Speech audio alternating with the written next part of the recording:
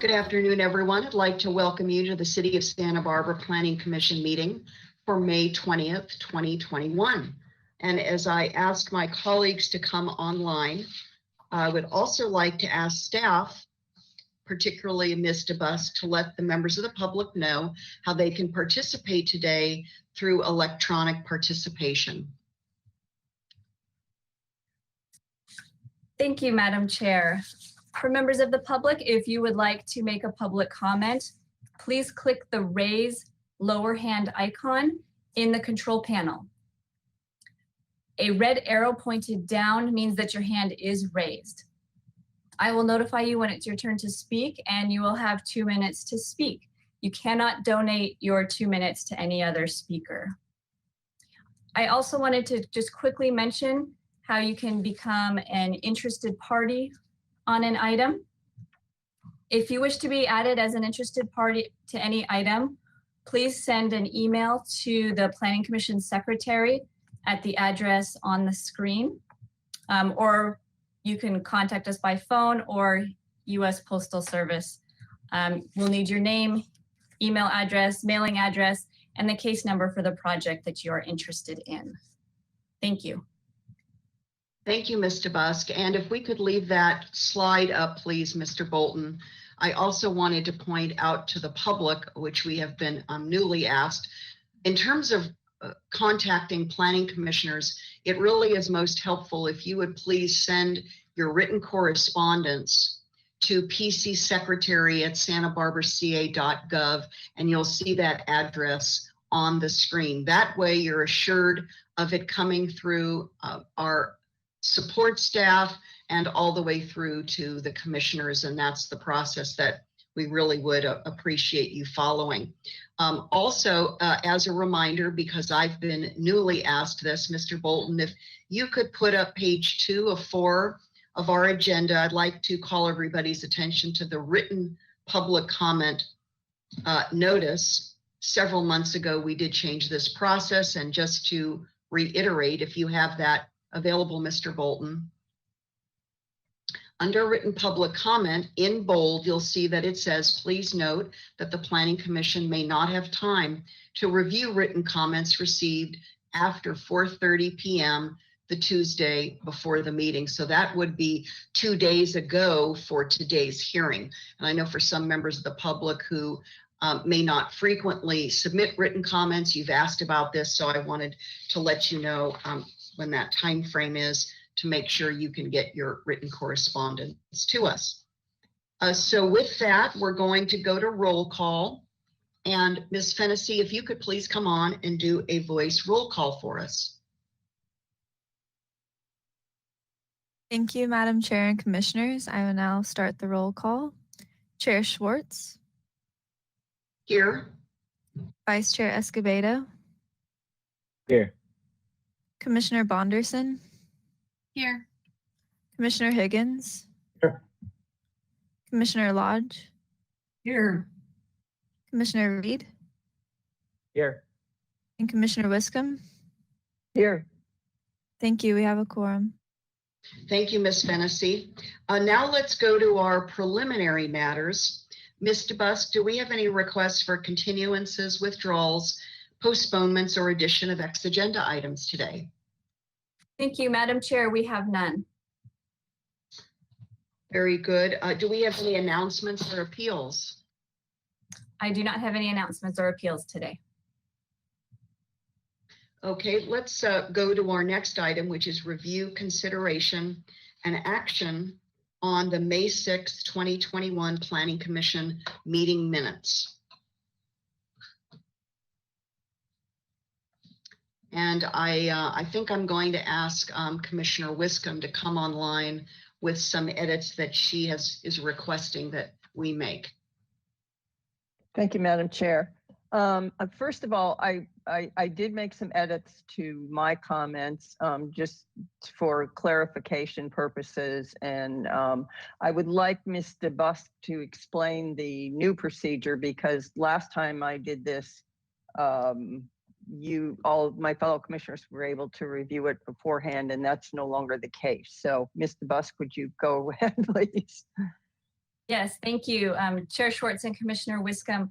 The reason that we were not able or did not send out these proposed edits in advance is because we want to avoid any potential for a Brown Act violation. And if commissioners began commenting on these edits, that could raise some issues. So we will need to walk through any proposed edits at the hearing. If you send them to us in advance, as Commissioner Wiscombe did, we can put them up on the screen, which I think helps make it go a lot quicker and will be a lot more obvious to the other commissioners what the proposed edits are. Thank you. Thank you. Mr. Bolton, could you enlarge so that we can all read together the edits that Commissioner Wiscombe has brought forward? Thank you so much, Mr. Bolton. We'll take a moment here. So let's just slowly, I didn't know, Commissioner Wiscombe, if you wanted to verbally walk us through those so we can, and Mr. Bolton can scroll down, whatever is your pleasure. Well, Madam Chair, I think unless a commissioner, one of my fellow commissioners has a question on any of the edits, if Mr. Bolton could just scroll through them there's not a lot. And the reason why I did this, I just went through I started in the deliberations, and Chair Schwartz, you and I had some back and forth. And so I wanted to just clarify that. You asked me some questions, which I hopefully answered. And I wanted to clarify just some of those comments. So that's really all I have to say. And if any of my fellow commissioners have any specific questions on my edits, then I'd be happy to take them.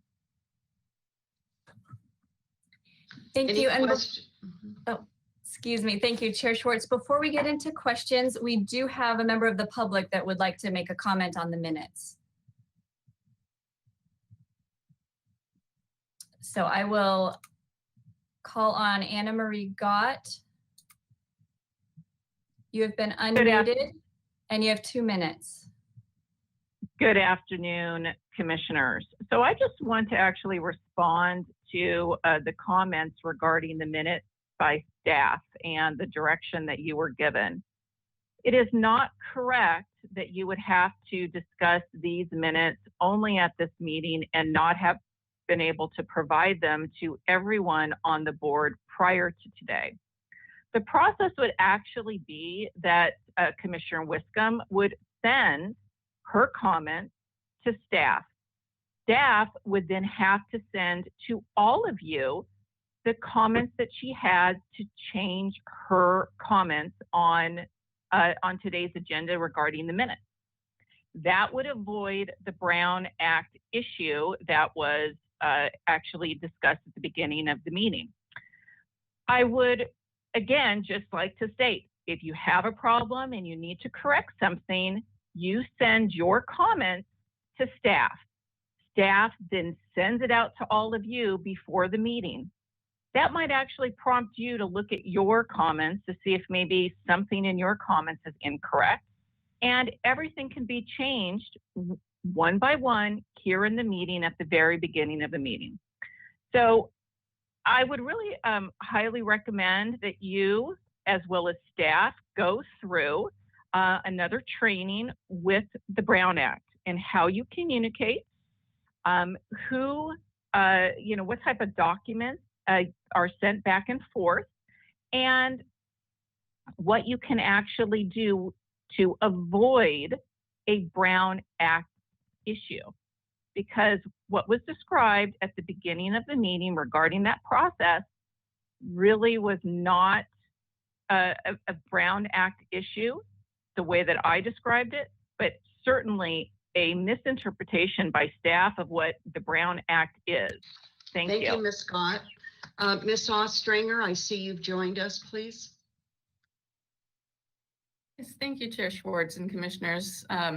Well, I appreciate Ms. Scott's attention to the meeting procedures. We don't want them sent out, and we don't want the commissioners to be corresponding back and forth inadvertently on the minutes. What we are looking into is possibly right before the meeting, posting them out on the website to also give the public the opportunity to see them right before the meeting as well. So more to come on that. She didn't answer anything. Oh my God. Ms. Scott, please, you have shared your thoughts, and we need to close out on the public comment portion. Thank you. Commissioner Bonderson, on the current meeting minutes, please, for May 6th. Yes, thank you, Madam Chair. I also have two very minor corrections. I did not send them in advance. May I express them now to Ms. Fennessy? Yeah, yes, and please slowly let Mr. Bolton know where to go in the meeting minutes, and then we can all follow you. Thank you so much, Commissioner Bonderson. Thank you. Both of my comments are in the second bullet point under PC Review Authority Action. If you do want to go a little bit bigger, one is simply a spelling error on the 5th line where it says provide, guide, and decisions. It should be provide guidance. It's just a spelling error. And the other error was also the third bullet point, hollow bullet point under that, where it says believes that the lot size recommended on 10,000 square feet and above. So the and above should be added as well. And that concludes my requests. Thank you, Commissioner Bonderson. Any other edits to these meeting minutes before I ask for a motion to approve as revised? I'll just look down the line here to see if we have any. Okay, I don't see anything else. Would someone like to make a motion to approve as revised? Madam Chair, I'll make the motion to approve the minutes of the May 6, 2021 meeting as amended. Second. Thank you, Commissioner Wiscombe and Higgins. Any discussion on that motion? Very good. Ms. Fennessy, would you please rejoin us for a voice vote? Thank you, Madam Chair and Commissioners. And I'll start the roll call vote. Vice Chair Escobedo, Yes. Commissioner Bonderson, Yes. Commissioner Higgins, Yes. Commissioner Lodge,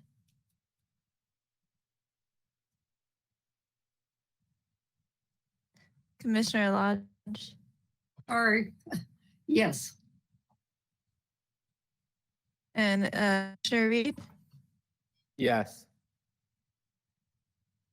Commissioner Wiscombe, Yes. and Chair Schwartz. Yes. Thank you. Motion passes. Thank you, Ms. Fennessy. Now let's return to Ms. DeBusk to see if we have any members of the public who would like to speak today on items not on our agenda. And again, Ms. DeBusk, with our newer process, if we do have more than one speaker, would you please state, 1, 2, or 3 so that they can line up in queue and everybody be ready and make sure the technology is working for them.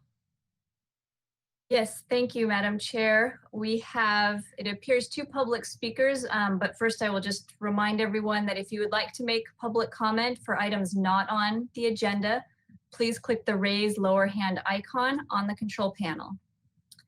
So our first public speaker will be Anna Gott, followed by Don Dunn. Anna Gott, you have 2 minutes.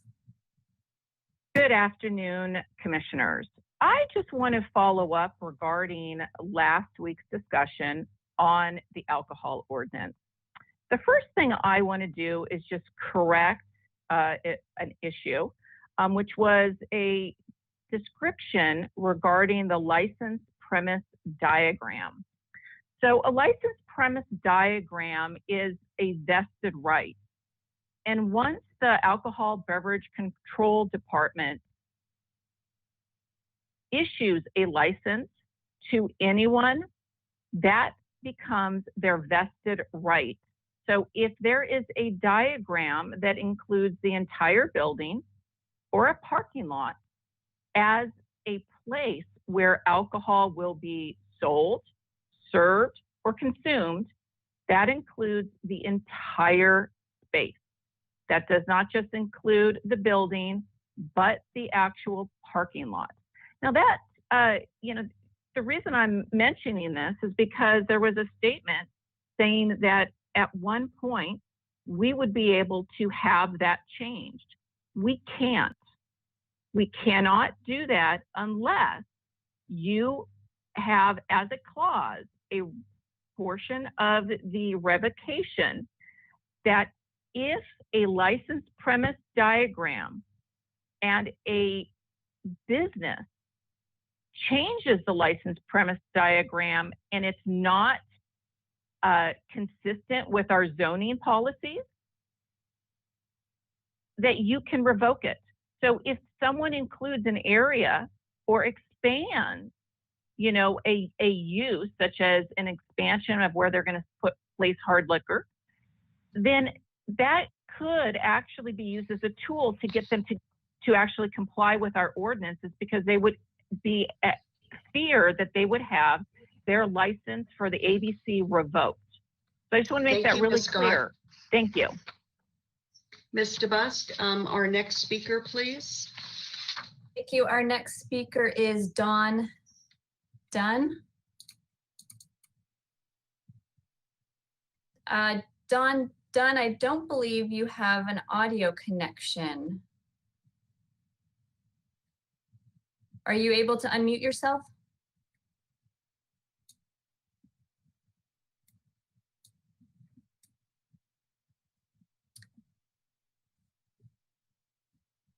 You may need to dial in order to get access to the meeting.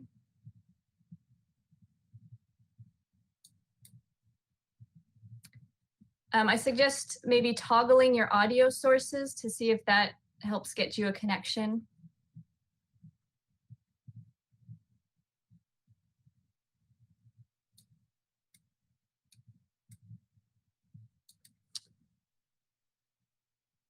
We'll just give it another minute to see if we can get a connection here.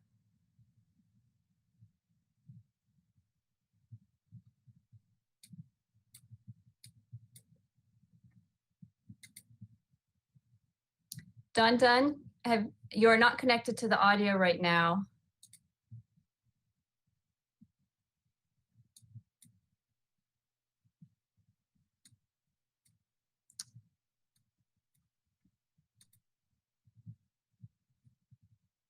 Okay, while we're waiting, let's see if Ms. Fennessy has any written correspondence for general items not on the agenda. We did receive 3 public comments from Brian Johnson, Marina Martinez, and Andy G on items that were not on this agenda, and they were distributed prior to this meeting. Thank you. Ms. DeBusk, perhaps you could just be in touch with Ms. Dunn and have her submit some written correspondence to us, since it doesn't seem as though she's going to be able to join us electronically today. Thank you. I will follow up with an email. Okay, very good. At this time, we're going to go to our one and only item, but I'd like to make a few announcements in terms of how we're going to handle this particular item. Because there's some internet work being done in my neighborhood, I've had some intermittent stability issues with the service. And so I've asked Vice Chair Escobedo to please join me throughout today's hearing to ensure that if for any reason my net goes down, he can just carry on and we'll have a very smoothly facilitated hearing. So I want to first thank Vice Chair Escobedo for tag teaming with me in that way. What we're going to do with this item, and first let me read it, and then our other colleagues can turn their webcams off. This is an appeal item. The application of John Kuykendall, Marburg Industries, owner of 2 South Quarantina Street, This is a discretionary application required for the project in relation to a coastal development permit to allow the proposed development in the non-appealable jurisdiction of the city's coastal zone under Santa Barbara Municipal Code 28.44.060. So at this time, go ahead, colleagues, except for Vice Chair Escobedo, please, you can turn your webcams and your microphones off. And I first want to ask Ms. DeBusk if we have everyone from both the appellant representatives and the applicant team with technology support to be able to proceed. Yes, Madam Chair, it appears that we do. Excellent, very good news. Okay, with that, under the city's appeal process, Mr. Dolov, as the appellant, you're going to go first. As you can see from the slide on the screen, we've allocated an equal number of minutes for you as the appellant. Excuse me, let me first say that staff planner Kelly Broadison is going to go first with her presentation. She told me she may not need 20 minutes, but she certainly has that. And then we're going to ask Mr. Dolov to come online, and Mr. Dolov, you will have a maximum of 20 minutes, and we'll have a timer on the screen so you can follow that along to make sure you're able to conclude within 20, and then we'll finally turn to the applicant, and that team will have 20 minutes, and then we'll go to public comment, followed by, as you can see on the screen, questions, first from the commissioners, and then ultimately comments and our deliberations of findings and conditions of approval. So Ms. Broadison, if you would join us now, if you're ready, let's go ahead with the staff presentation, and welcome. Good afternoon, Chair Schwartz and commissioners. I am attempting to turn my camera on. It was working earlier. Take your time. That's why we continue to need to be patient regarding technology support while we're still in our virtual meeting mode, which we hope in the months ahead we may be able to leave behind us and return to chambers, but staff will let us know when we're approaching that, that date.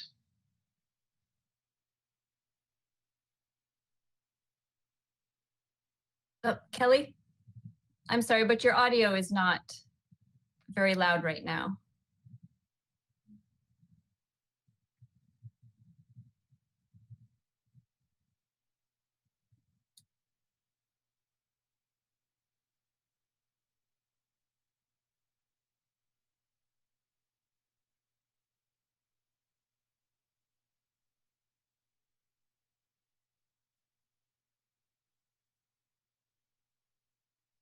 Sorry, yeah, it's very quiet.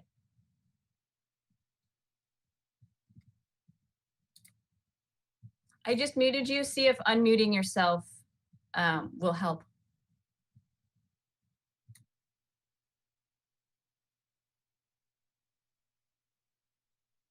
Ms. Broadison, we still can't hear you. Maybe you could exit the application and come all the way back in. Sometimes I found that that's helpful. Sort of needs to clear its brain, so to speak.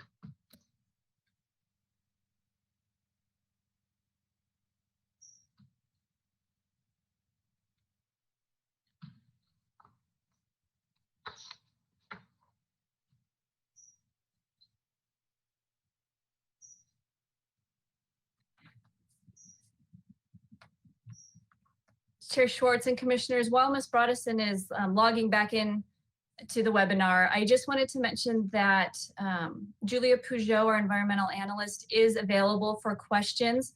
However, she will need to leave at about 3:30. So if you have any questions related to environmental issues, I recommend that you do those first so that we can make sure that she's available to answer them.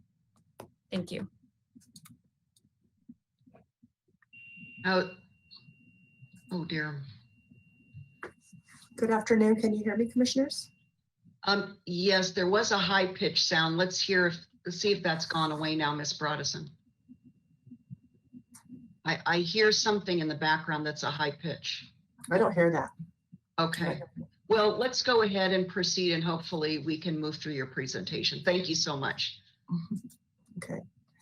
Okay, we'll start again. So thank you for the introduction. The purpose of this hearing today is to hear the appeal of Mr. Guy Dolev, which was filed on March 4th, 2021, of the staff hearing officer's approval of a coastal development permit for a new development at 2 South Quarantinas Street. Next slide, please. The project site is a 1.26 acre lot located at the southwest corner of 500 and South Quarantina Street. And this is an aerial view of the project site and the vicinity, and you can see the 101 freeway to the north of the project site. Next slide, please. The project site is located in the M1 light manufacturing zone and is also in the non-appealable jurisdiction of the coastal zone. This is a slide showing the zoning map. Next slide, please. Project site also has a coastal land use designation of industrial as shown on this slide here. And you can go to the next slide. The project consists of a proposal to construct a 3,200 square foot light industrial building with receiving and storage areas, a break room, and restrooms. The project also includes surface area for staging and storage of equipment, vehicles, a trash enclosure, bicycle and vehicle parking. The site would be screened by a 6-foot tall prefabricated solid fence along the 2 street frontages. Next slide, please. This is a site plan and it shows the property boundaries of the project site.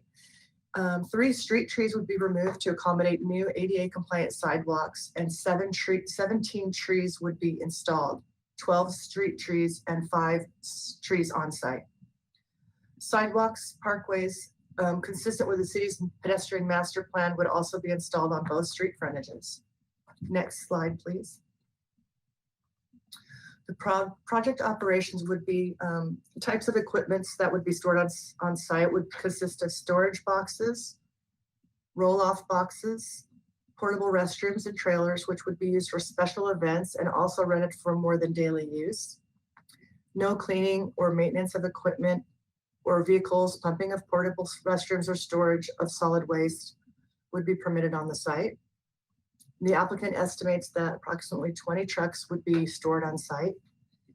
The operation schedule would be daily departure from about 5:30 to 6:30 a.m. and return from between 3:30 and 5:30 p.m. Next slide. So on February 24th, the staff hearing officer approved the coastal development permit to allow the proposed development, and subsequently an appeal was filed by Mr. Guy Dolev on March 4th, 2021. Next slide, please. In order to approve the project, the staff hearing officer was required to make these necessary findings. 1, the project is consistent with the policies of the California Coastal Act, and 2, the project is consistent with all applicable policies of the city's local coastal plan and all implementing guidelines and provisions of the code. There was a thorough discussion of the project, and at the conclusion of the public hearing, the staff hearing officer added a condition of approval to prohibit the use of a chain link fence for the wall and screenage along the public street frontage. Next slide, please. Mr. Dolev is appealing the project for several reasons. And the list is inconsistency with the coastal zone, intensity of uses on the site, inadequate parking, and insufficient and incompatible aesthetics and landscaping. Next slide, please. Regarding the zoning in the coastal zone, the appellant states that the, the project and associated land use is incompatible with the coastal zone. The project site is located in the light manufacturing zone and in the coastal overlay zone. The types of uses allowed in the M1 zone include, but are not limited to, assembly and manufacturing plants, building materials, truck yards, stone grinding and distribution plants, and the proposed light industrial building and storage areas for equipment and vehicles isn't allowed use in this zone. Also, as identified in the city's coastal land use plan, the project site is coastal land use, has a coastal land use designation of industrial. The land use plan states that the primary land uses in the industrial area include public works facilities, manufacturing, building supply firms, open yard storage, a homeless shelter, and general commercial, office, and storage facilities. For these reasons, the proposed use is consistent with the uses envisioned for this area of the coastal zone as outlined in the city's local coastal program. Next slide. The appellant states that the nature of the proposed uses on site will generate excessive noise, dust, odor, and negatively impact property values. The M1 zone is the most intensive zone that the city has. The zoning ordinance stipulates that the proposed uses are allowed, provided the operations are not obnoxious or offensive by reasons which may impose a hazard to life or property. Industrial uses inherently have more nuisance issues related to noise, dust, and odor than other non-industrial uses. And that's why residential uses are prohibited in the M1 zone. The M1 zone does not have required setbacks for structures adjacent to non-residential zones, and the project is completely surrounded by M1 zoning. The project includes new landscaping and a 6-foot tall fence as described earlier. And these amenities should help reduce nuisance impacts and such as noise and odor and visual blight to the neighbors. While there may be some nuisance impacts from long-term operations of the project, staff does not find that they would rise to the level of imposing a hazard to life or property. This is a light manufacturing zone, and the proposed use is what would be expected in such a zone and is consistent with the surrounding uses. Next slide, please. The appellant states that this project should not be considered a standalone development and that adequate parking is not provided for the applicant's operations citywide. The parking requirement for a 3,100 square foot light industrial building is 1 space per 500 square feet. Therefore, 6 parking spaces are required and provided. Although the applicant owns several properties in the vicinity of this project site, those properties either meet the current requirements for parking or are legally non-conforming. There is nothing in this project application that is causing any of those other properties to lose their legal non-conforming status or to become non-conforming as to current parking requirements. As such, there is no nexus to require the neighboring sites to upgrade their parking. Next slide, please. The appellant also states that the project will be an eyesore and objects to the perimeter fencing, the type of landscaping, the building design, and that operations would be conducted outside. The appellant would like the perimeter fence to extend to the corner of Passaic and Quarantina streets. The applicant is proposing to screen the project site with a prefabricated solid fence along both street frontages and a planting pocket in front. And this was found acceptable by the ABR. Next slide. Proposed plant species, quantities, and locations are shown on the landscape plan and would be finalized during ABR. The project is also required to comply with the pedestrian master plan, which requires 6-inch wide curbs, 4-foot wide furnishing zone, 6-foot wide sidewalks, and a 1.5-foot wide frontage zone to be constructed on the street frontages. Based on the scope of the discretionary approvals, the staff hearing officer found that there is no nexus to require lighting and fencing and public right-of-way improvements beyond the limits of the property boundaries. Next slide. Previously, approximately 19 mature trees were removed from the site. Those trees were not within the city's public right-of-way and were not on an approved landscape plan. The current proposal includes the removal of 3 additional trees in the front setback, which is required to accommodate the new setbacks and the new sidewalks and the ADA accessibility. As part of this proposal, the applicant will install 17 new trees as shown on the landscape plan. And these trees include 9 peppermint willows along South Quarantina and 4 flame trees along Quinientos, which are the street trees that are approved for this area. Next slide.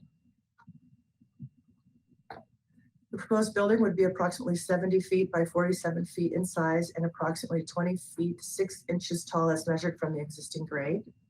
This is an elevation showing what the design of the architecture would look like. The ABR found that the proposed industrial style building to be appropriate for the neighborhood. The ABR reviewed the project and was supportive of the overall site design, stating that the project was consistent with the surrounding neighborhood. The project will clean up the degraded site and will enhance the neighborhood with new landscaping, sidewalks, and the new building will not obstruct important public views or scenic visual resources of the oceans or mountains. Therefore, the project can be found consistent with the LUP policies related to visual resources. Next slide. In conclusion, the proposed project has undergone a thorough review by staff, the ABR, and the staff hearing officer. It is staff's position that that appropriate consideration has been given to the appellant's issues as part of the ABR and staff officer review process, and the project will continue back to ABR subsequent to any discretionary review. Therefore, staff recommends that the Planning Commission deny the appeal and uphold the decision of the staff hearing officer to approve the coastal development permit and make the findings in the staff report subject to the conditions of approval in the staff hearing officer's resolution. And that concludes staff's presentation for now. Thank you, Ms. Broadison. Ms. Broadison, before we move on, could you please just reconfirm what I believe you just said so everybody's clear that this project will return to our Architectural Board of Review after the Planning Commission's determination today? Chair Schwartz, that's correct. The project will continue to go back to the ABR for further refinement. Very good. Okay, so any comments or directional recommendations the Planning Commission may have would be incorporated into the minutes that will be forwarded to the ABR, correct? Correct. Okay, very good. Thank you so much, Ms. Broadison. And now we're going to go to the appellant, Mr. Dollive. Are you ready for your presentation, Mr. Dollive? Yes, ma'am. Okay, very good. We're gonna, and can you see the timer up on the screen for yourself? Yes, ma'am. Okay, very good. Mr. Stanfield, I see you've come online. Please state your relationship to the appeal today. Excuse me, I work in the same building next to Guy. I'm another business owner, and we both worked on the presentation together, and we're both appealing. So I'm here for support. Okay. Is just one of you going to make the presentation within the 20 minutes going through the slides? How have you organized that portion for today? That we'll both speak during the presentation, but primarily I will. Okay, very good. Let's go ahead, Mr. Bolton, and start the clock. And please go ahead, Mr. Dollive. Thank you, Madam Chair. Timmy, so when you see slides that say the name of the video file, please play them. So this first slide will just show the area we're in here. You can see the DoubleTree, formerly the DoubleTree. You can see our building. You can see what's next to it. We'll get in a little closer. Slide, please.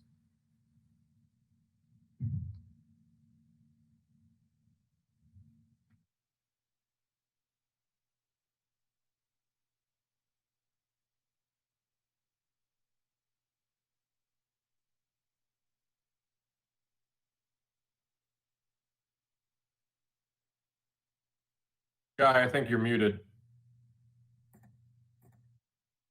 Okay. So you can see that in the staff's presentation, they managed to cut out the ocean. Let's not forget where we are here and what we're talking about. We're talking about a coastal zone. This is no more than 500 feet from the water itself. So this is right there. So of course, everybody knows Marburg Industries. They've got their name everywhere in town. This is a well-loved company in many ways. You know, they give to a lot of high-profile causes and organizations. People think of them as local, of course. You see a great family here. Green Business Awards all over the place. Slide, please. So this is definitely the image. This is City College campus, probably a more beautiful campus than Pepperdine even. You take any picture there and you're gonna look great. It looks like the Windows XP desktop wallpaper. Slide, please. So these are the kinds of news stories you'll see about Marburg. Everything is great. Nothing but praise. Perhaps it's a little interesting. It's worth looking into that. Slide, please. So our problem, of course, is that not everything is quite what it seems. This is a huge, huge company. This is not a mom and pop. And when you donate to all sorts of causes, you've effectively bought their support. But look at what's happening in certain zones, certain areas. I can't call this a green business. There are, of course, those who are campaigning and have campaigned and have taken a good amount of money from this company, and we've seen that they've been given an exclusive contract, which eliminated competition, raised rates, gave them a monopolistic contract, which is really something that's quite concerning. And these are some of the things that'll just start to happen. So that people will claim that it's always been a dump down in this area, and but really that large facility where all the sorting takes place, that was set up in about 2005 or so. Schwarzenegger was in, and they cut a ribbon there. They said that everything was going to be fantastic for the community. People in the community, of course, told me they would have stood in front of the bulldozers if they knew what they were going to get. So we have to consider that this is a company that has more than a half mile of operations in the area. If they were to develop this all in one bang, the whole city would come in and say absolutely not. But doing it piecemeal like this is the only way it's been permitted slowly with the help of a highly questionable land use attorney. All their sites are packed full. You might see concept images that show you that everything's, there are just a few trucks in their concept images, but if you want to see how they're going to use the lot, just look at their existing lots and look at how they're already using the lot that they plan to develop. Just go take a look at what it is. You saw it cleaned up. All right. That was a very, special visit that you guys had, in which everything was cleaned up and made to look great. Slide, please. So this is where we are, dead center in the image there. You see the big black spot, and it looks like a military staging facility in Iraq. This is really serious that this is this close to the ocean. And look where it is. We have to consider that your planners, you've got a planning department, city staff, and they're pushing for this. This is not a good thing at all. This is not responsible development anyway. You look at everything around, and you can see our building, which is the one that's about 50,000 square feet just behind the DoubleTree. Can't point it out. I don't have a mouse to point it out with, but light gray roof on it to the right of, yeah, exactly. He's pointing it out right there. That's our facility. When we developed all this, of course, we were required to do absolutely everything to a high standard. That was built in the mid-late 80s. It appears that this has regressed quite a bit since then. We have a lot of trees and other planters on site. We're required to provide a hell of a lot of parking. Our facility has something like, I want to say something like 120 parking spots. Slide, please. We get in a little closer, we can see Marburg's existing, they call it a CNG lot, compressed natural gas. Not all their vehicles are compressed natural gas. In fact, half the fleet is diesel. The entire operation behind it is new as of 2013. The previous Vulcan Industries wasn't processing nearly the volume as this. So the amount of noise has increased, the air pollution is, before this wasn't a problem. I've got to just explain that I'm a person with a technical background, computer engineering, computer science. I had absolutely no interest in trash. It's dirty. It's just, not my thing. Now, I have to tell you, I find it absolutely fascinating, and I know more about garbage than I ever wanted to. So you can see the land uses here. Those trees that are right underneath the 2 South Quarantina pin, those are all gone. They were mowed down on Saturday. Highly questionable. ABR had asked about that, didn't get a straight answer from city staff or Marburg's guys. They all 5 of them they had in there. Slide, please. So I've outlined some things here. You can see, different things that are there. Other than Marburg's land use, there's just a couple other things that I would point out. The Lash construction facility, which is not that big a deal, but it's still in the red. And then there's the Safina family junkyard, which has been untouched because somebody died and it's just been in probate for a long time. Slide, please. Okay, so everything stems from this right here, that you have industrial land uses in a light manufacturing zone, M1. And it seems that a lot of city staff and a lot of other people don't understand anything about M1 at all. This is not an industrial zone. Manufacturing is not industrial. Industrial land uses are typically kept in a zone that's referred to as I-1. This is not I-1. We do not have an industrial zone in the city of Santa Barbara. That doesn't mean that industrial land uses should get dumped into an M1 zone. We bought in an M1 zone. We are compliant in manufacturing, product development, engineering, all the things that we do in the area. And these industrial land uses, my name is not Karen. I don't just show up at things like this and voice all sorts of complaints for absolutely no reason. This is a serious problem. It's egregious. Slide, please. So I'd just like to show you a bit of what happens when you allow industrial land uses in a zone they don't belong in.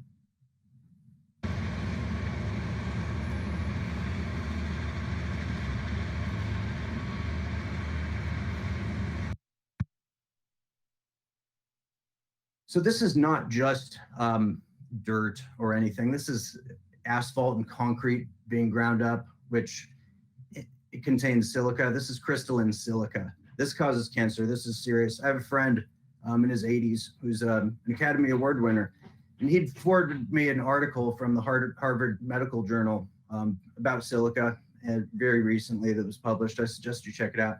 Slide, please. To grind it because they found a safe haven. More of that. Slide.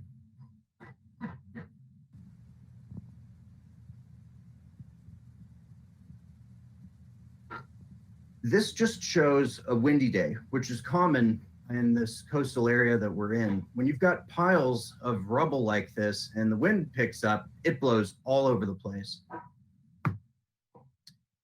Timmy, if you would please play that again.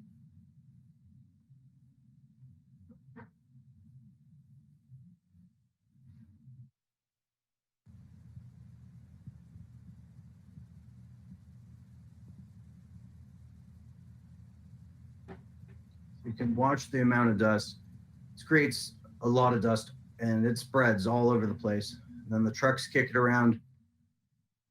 Slide, please.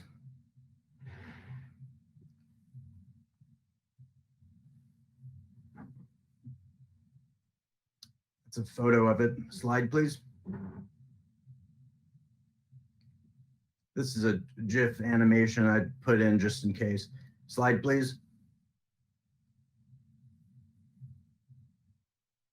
Slide, please.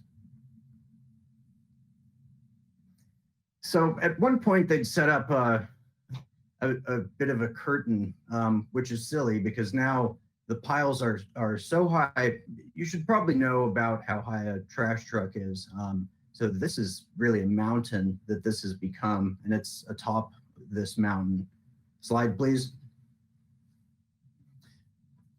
So we just have to remember that a few things. The city doesn't need this. This is not just serving the city. This is serving far beyond the city that serves Ventura County, Goleta, Carpinteria. It even serves Alaska. I spoke with Brian Borgatello on the phone when I was looking out of the office down at a bunch of the classic toxic waste looking barrel that you'd imagine in your mind. I was looking at about 50 to 100 of them and asked him what they were. He said urine. And I thought he was joking. I said, are you joking? He said, no, it's a government job I do every year. So who knows how far this stuff is coming from, but the city doesn't need this monstrous industrial wasteland in the coastal zone. This is one of the most premium areas in Santa Barbara. I've been all over the world. I've never seen anything like this. This is just absolutely horrifying that anybody would want to plan and do anything like this here. It's irresponsible. It's abusive. Of course, there are the air pollution, air quality issues I'd mentioned. There are also major decrease in property values. There's noise. You'll see an increase in homelessness as well, which is in a vicious cycle with the industrial wasteland. The more of one you see, the more of the other. Criminal activity as well. So this planning department has been under quite a lot of scrutiny. Business community managed to get rid of George Buell, major victory. People will say he left, he wanted to leave. Okay, and some other folks in planning also, but planning has been investigated. This is serious. This is really serious. They're really screwing up our city. Slide, please. So the light blue at the very bottom, on the bottom edge here, is the ocean. We can see what our zoning is here. We can see how close we are to things like hotels and parks, other businesses that are compliant with M1. Slide, please. This was just the first thing that came up when I searched typical M1 zoning, so I put it in. It has some things that are a little humorous. I left them in there. The first thing, very, very trashy sort of a thing. Yeah, not quite the same as actual trash. Okay, and the other types of land uses you'll see in M1 include machine shops, auto shops, all sorts of things like that. Music recording studios, photo studios, like what Evan and I do, similar things. Slide, please. This doesn't look like M1. This doesn't look like light manufacturing, but this is what has been allowed here. There are a ton of employees in this facility, barely any parking. There was almost absolutely none until I started voicing complaints about this. Now Marburg has done a little bit. They provide maybe 40 parking spots for a few hundred employees. So they take up all the street parking. Slide, please. So this is, until we said something, those windows over on the side were just completely open. No screen or anything on them. And the folks across the street showed me videos of funny sparkly dust coming down into their facility. Yeah, who knows what's getting dumped and torn up, but you don't want to breathe it, neither do we. Slide, please. This is not showing the man getting in the truck or anything. Check out the track out here and how filthy the roads become. That's silica dust. Slide, please. This is their idea of street sweeping. Does a poor job. They do it rather than having the city do it. They don't want the city to kick their employees off the street, so they send their thing through. Just kicks up a ton of dust. It doesn't do a good job. Slide, please.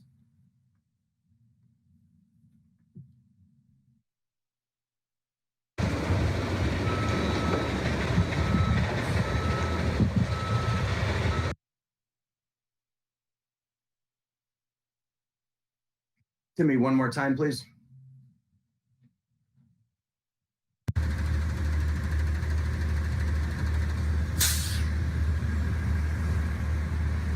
This is a traffic jam. They do this all the time. People have to drive dangerously to get around it. this has obviously outgrown the area. Not that it ever belonged here.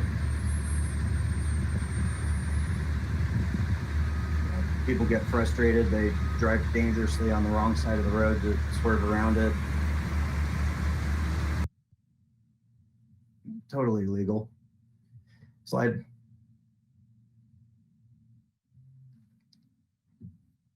Yeah, just the march of the garbage trucks. Slide, please.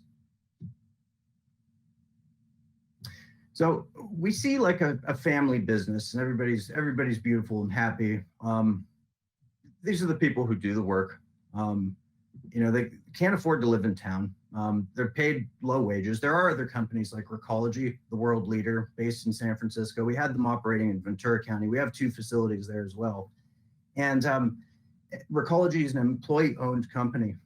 It's the world leader in waste management. San Francisco aims to have zero waste by 2030, and they will accomplish it. The people are paid well, and they can afford to live where they work. Slide, please.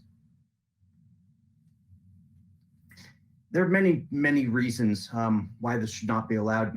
One of the main is you can't consider this a standalone operation. They just slice up the area piece by piece and stick in a new piece of it.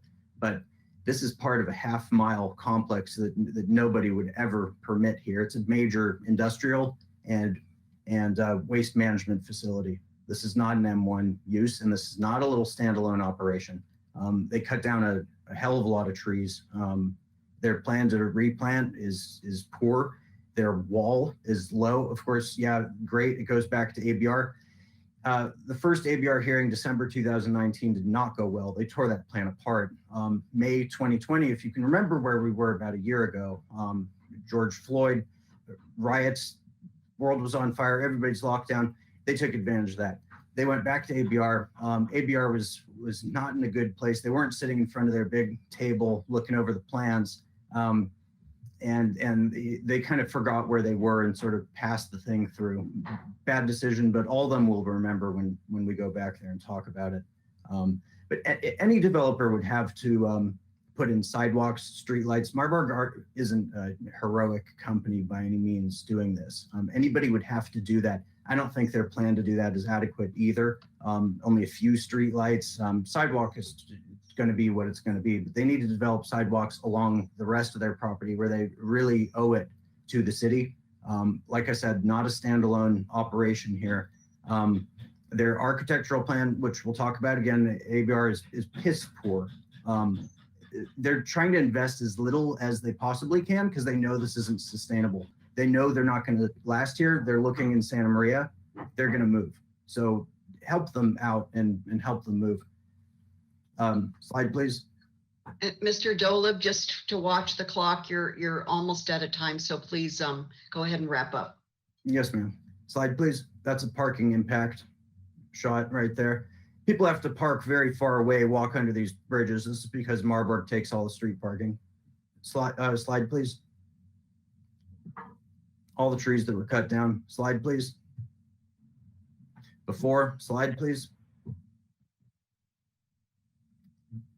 All the trees that were cut. Slide, please.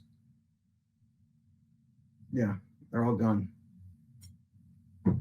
Thank you, Mr. Doleb. And I know you'll be around for commissioner questions. So if you and Mr. Stanfield would just go ahead and turn your webcams off at this time and your microphones. I'm now going to ask staff to assist the applicant or the applicant team to please come online for their 20-minute presentation. Let's just make sure the technology is working.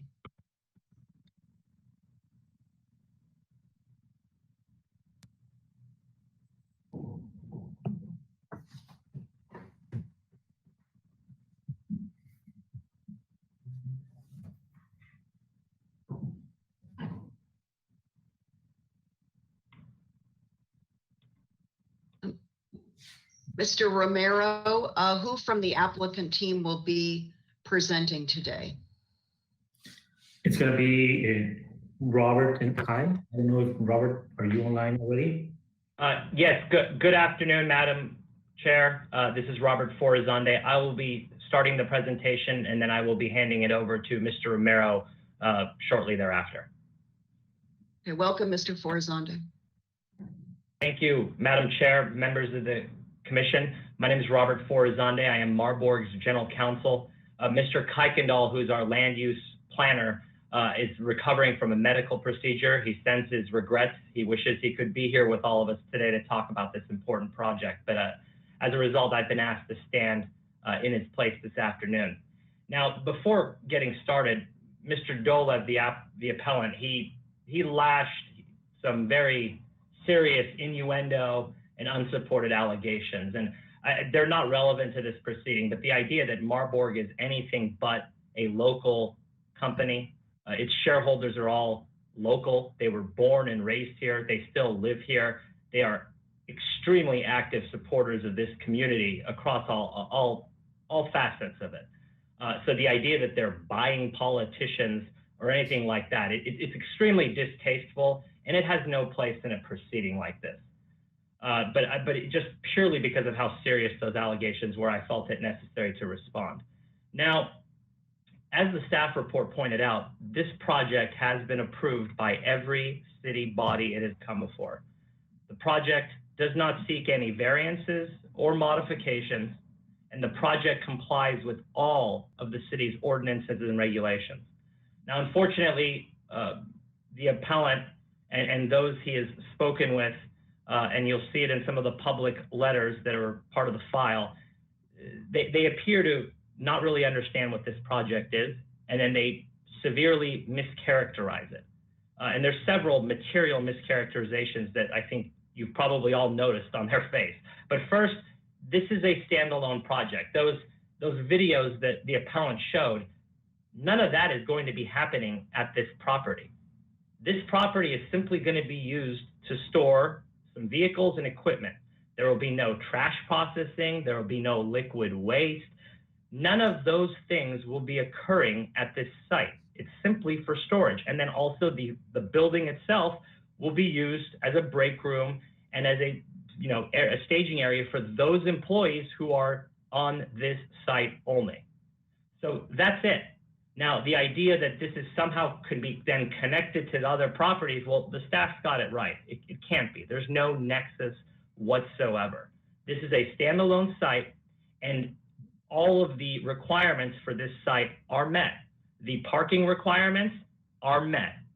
Trying to tie in other sites down the street or in other neighborhoods and then saying, oh, they have people off-site or that they're not meeting their parking requirements, it's just not right. And it's incorrect. But this project has sufficient parking. There's no doubt about that. Also, this project's not going to result in an enlargement of Marburg's operations by any means. Again, there's no operations going on here. So this claim that there's barrels of waste coming from Alaska, that just doesn't make any sense. There's none of that. It's not even true, but none of that's going on this site. It's just used for storage of vehicles and of equipment. Now, in the future, it is possible that Marburg will come forward with a master plan for this neighborhood, linking all of its properties together and coming up with a master plan. But that's not here. That's not before this commission today. All that's before this commission is this single project for this single building and this single storage facility. So again, all those videos, all those photos have nothing to do with this particular project. And then the claim that these trees that were on the site, having been removed on a Saturday, this is probably the worst insinuation of all that the appellant brought forward. Was removed pursuant to a demolition permit that was granted and issued by the city of Santa Barbara. It was all done legally. Simply because it was done over the weekend doesn't make it nefarious or illegal by any means. There was a permit, the permit was issued, and pursuant to that permit, the trees were removed. So this talk about, oh, there were these eucalyptus trees that were there in the past, well, that again, those were removed pursuant to a permit issued by the city of Santa Barbara. So that again is a non-issue. Now, I think the aerial photographs that Mr. Dolev showed are telling. We can see what this property was like before Marburg purchased it. It was a hub of illegal activity. There was squatters, there was hazardous waste, there was all sorts of problems going on here. When Marburg purchased the property, it abated those problems. That demolition permit was part of that abatement process to remove all of those unsightly things that were present. And this project, as we'll see when Mr. Romero gets to his presentation, is only going to make the area and the neighborhood nicer. It's going to beautify the area. And finally, I'd like to point out, as Marburg does with all of its development projects, community outreach is one of our most prized things. This project was no different. We went out to the neighbors. We spoke with our neighbors. We got input from our neighbors, and we got support from our neighbors. And I believe there's a slide, it's the file entitled Map Support PDF. If you could put that slide up, that would be appreciated. So this is a map of the area. The bright green, and I know I'll wait for them to enlarge it. Yeah, the bright green property, it's a little bit brighter, it might be hard to notice. The bright green property is the subject property. All of the other green properties on here are neighboring property owners who have voiced their support with letters to this commission and to the city of Santa Barbara. Now, some of those neighboring sites are Marburg sites, but the vast majority are not. And these are who our neighbors are. Now, the little thing in red, that is Mr. Dolev's property. That's the appellant's property. You'll notice that his immediate next door neighbor is a vocal proponent of this project, along with the vast majority of all of the neighbors in the area. And this, I think, is a testament of the way we do business. We go out, we garner support, we listen to our neighbors, we take their input into consideration, and we craft our projects in that fashion. And that is why this map looks the way it does. So with that, I'll hand it over to Mr. Romero to go through the project.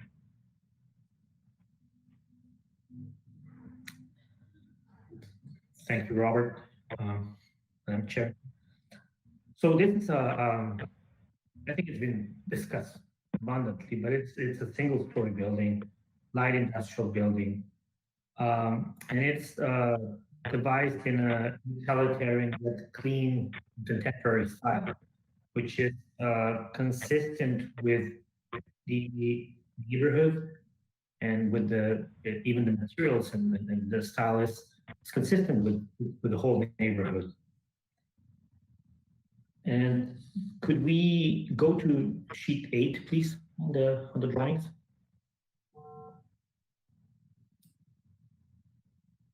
I think it's next sheet, please.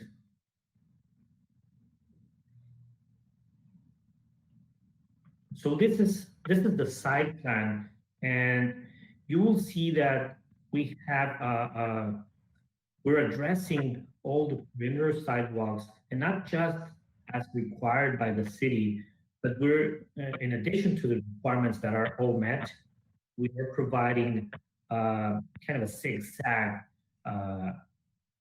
the perimeter wall, creating niche areas which will provide additional space, landscaping, and for vines to be a part of the, not only vines, but plants in general, to be part of the new facade that the whole complex is going to provide to the city. So it's not just the building itself, but the entire treatment of the perimeter wall that's going to be contributing to the entire image and urban landscape of the neighborhood.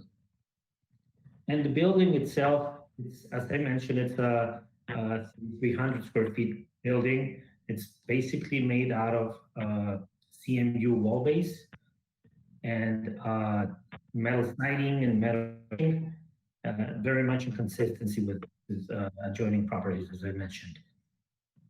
Can we go to the next slide, please?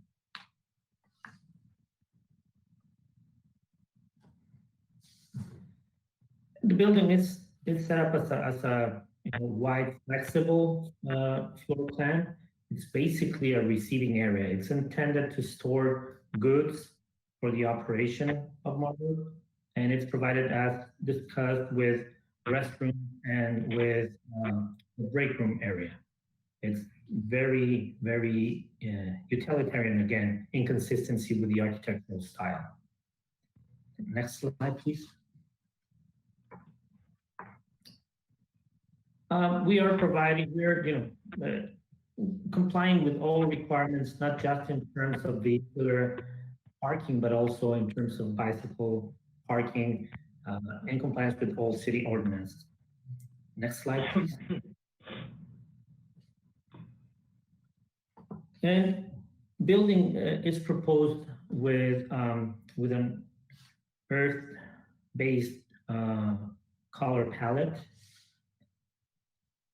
And the way we're depicting here the perimeter walls is in a bare condition, but this will not be seen like this for a long time. We are immediately providing landscape, but still for architectural purposes, we're showing it the way the elevation is reading to the city.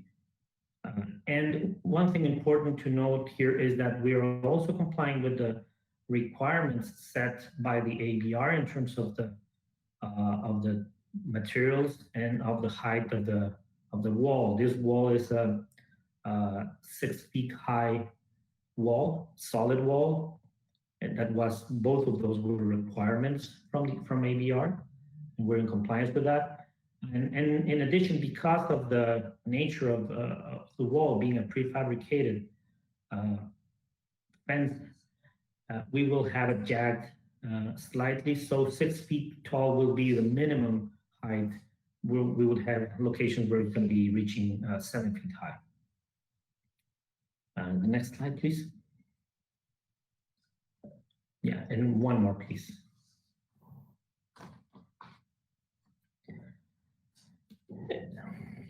Thank you. So as you see, left upper left corner, this is basically a staging area. The entire outdoors is going to be set up for staging, not for operating, not for maintaining, but just for staging equipment that Marburg then deploys as required for their operations. But nothing else is happening here other than staging. Just like it's happening inside the building, that's the operation in the maneuvering area and staging area. Other than that, well, the building is again, it's very, very honest with its operation. There's nothing to be hidden in terms of architecture or otherwise. And can we go to the next slide, please? And this is the street view. Please bear in mind that we are, of course, as designers, we're always trying to portray the building the way it's going to be seen, not just in the immediate future, 1 year after inauguration. So we have to portray it the way it's going to look, in the long run. So these trees, sure, are portrayed at mature height, but that's the intent. But you can also see how the entire wall is more of a green wall. The fence is not just a chaining fence or anything of that sort. It's a prefabricated concrete panel wall, which will be treated with all sorts of interesting landscaping. And I think that concludes my presentation. Robert, anything that you want to add? Yes, thank you, Pablo. Madam Chair, members of the commission, as we can see, all of the requirements are met. Every requirement that the city puts forward is met with this project. It will enhance the neighborhood, and it's a good project, and staff was right and every other city body was right to prove it. So with that, we'd ask that the appeal be denied and allow this project to proceed. We have the remainder of our design team available for any questions. So our engineers and our landscape folks are here as well, in case there's any questions from the commission. Thank you for your time. Thank you both. Since you mentioned there are other members of the applicant team available, Mr. Forzanda, could you please identify them and let's make sure that their webcams and audio are working should the commissioners want to pose questions to them. Let's do that Yes, now Madam. before we. Yes, Madam Chair, thank you. Mr. Romero, if you could please identify the entirety of our team, that would be great. Chris, I'm sorry, I missed your last name, Chris.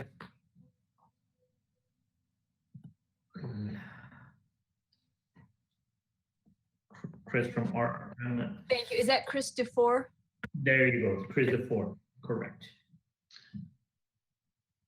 Okay, and Mr. DeFore's role, Mr. Romero?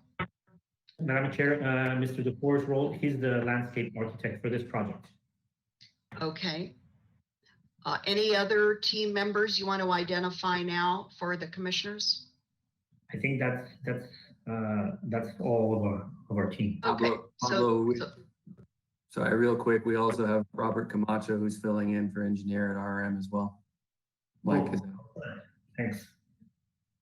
From engineering, did I hear that from the engineering side of correct. of the business? Okay. If you hold on, Commissioner Higgins, we're going to go to public comment next. Just hold on 1 minute. Mr. Camacho, oh, there you are. Very good. Your tech support is working. Thank you very much. So with that, the applicant team can go ahead and close your webcams and your audio, please. Go ahead and mute yourselves. And then if my colleagues would please rejoin, we're going to ask Ms. DeBusk if we have members of the public who would like to speak on this item today.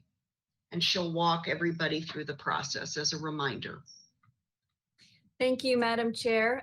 For anyone in the public that would like to make a comment on this item, please click the raise lower hand icon in your control panel. The red arrow pointed down indicates that your hand is raised.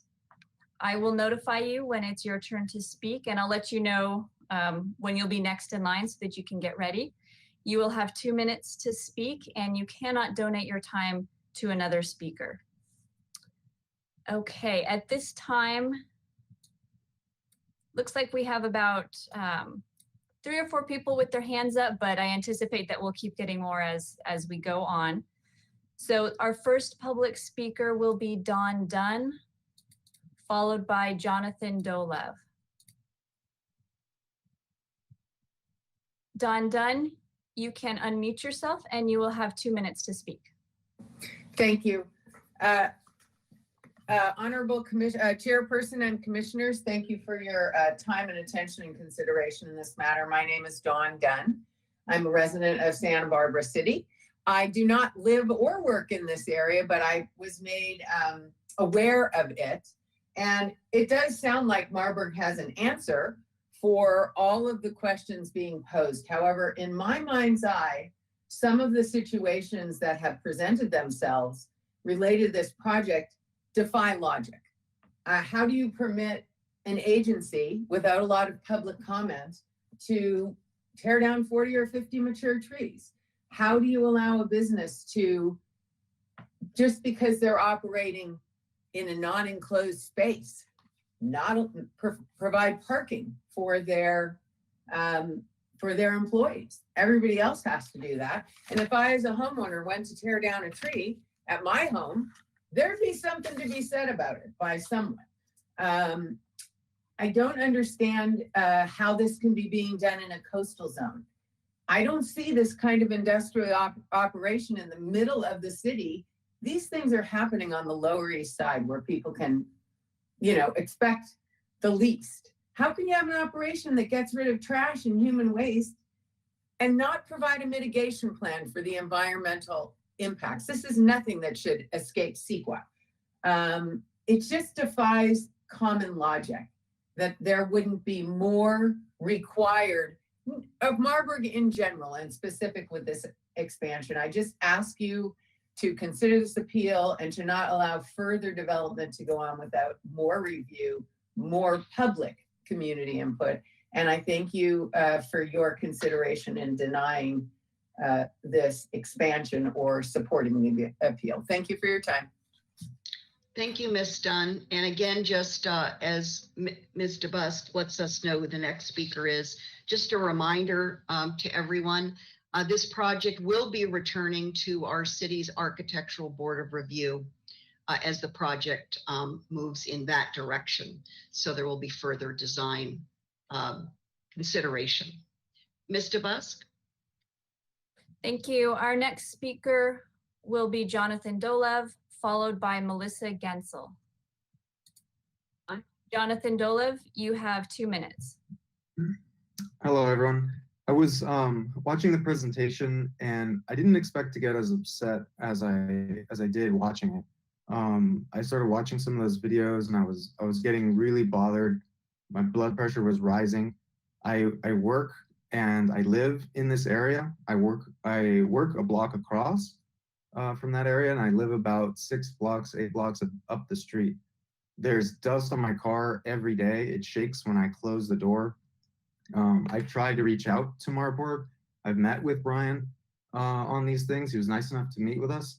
I've seen no action. The impact from this one facility and the other facilities that they have gets inside the building. It affects the community. It affects me at work. It affects employees in the area. I agree with Don, the previous comments. It's absurd that the city is letting them slip away with this onion slicing technique where they say things that enable Marburg to take advantage of the community, take advantage of the process, take advantage of the city, all at our expense. And we're the ones that pay them to do that community outreach, to have that nice table at Pepperdine, to sponsor Earth Day. We're the ones paying them, and they get the automatic raise from the city every year to do that. And they're not required to offer parking. They an outdoor operation where all their operation is done outdoors. They don't have to require parking. They make my life harder at work and less safe, that I have to park under the freeway next to homeless encampments and walk back late at night and fear for myself after I'm leaving from work. They claim that they're just spreading out their operation, and anyone who believes that, I mean, you got to be kidding me. That's bull crap. I'll end it there. Thank you, Mr. Dolev.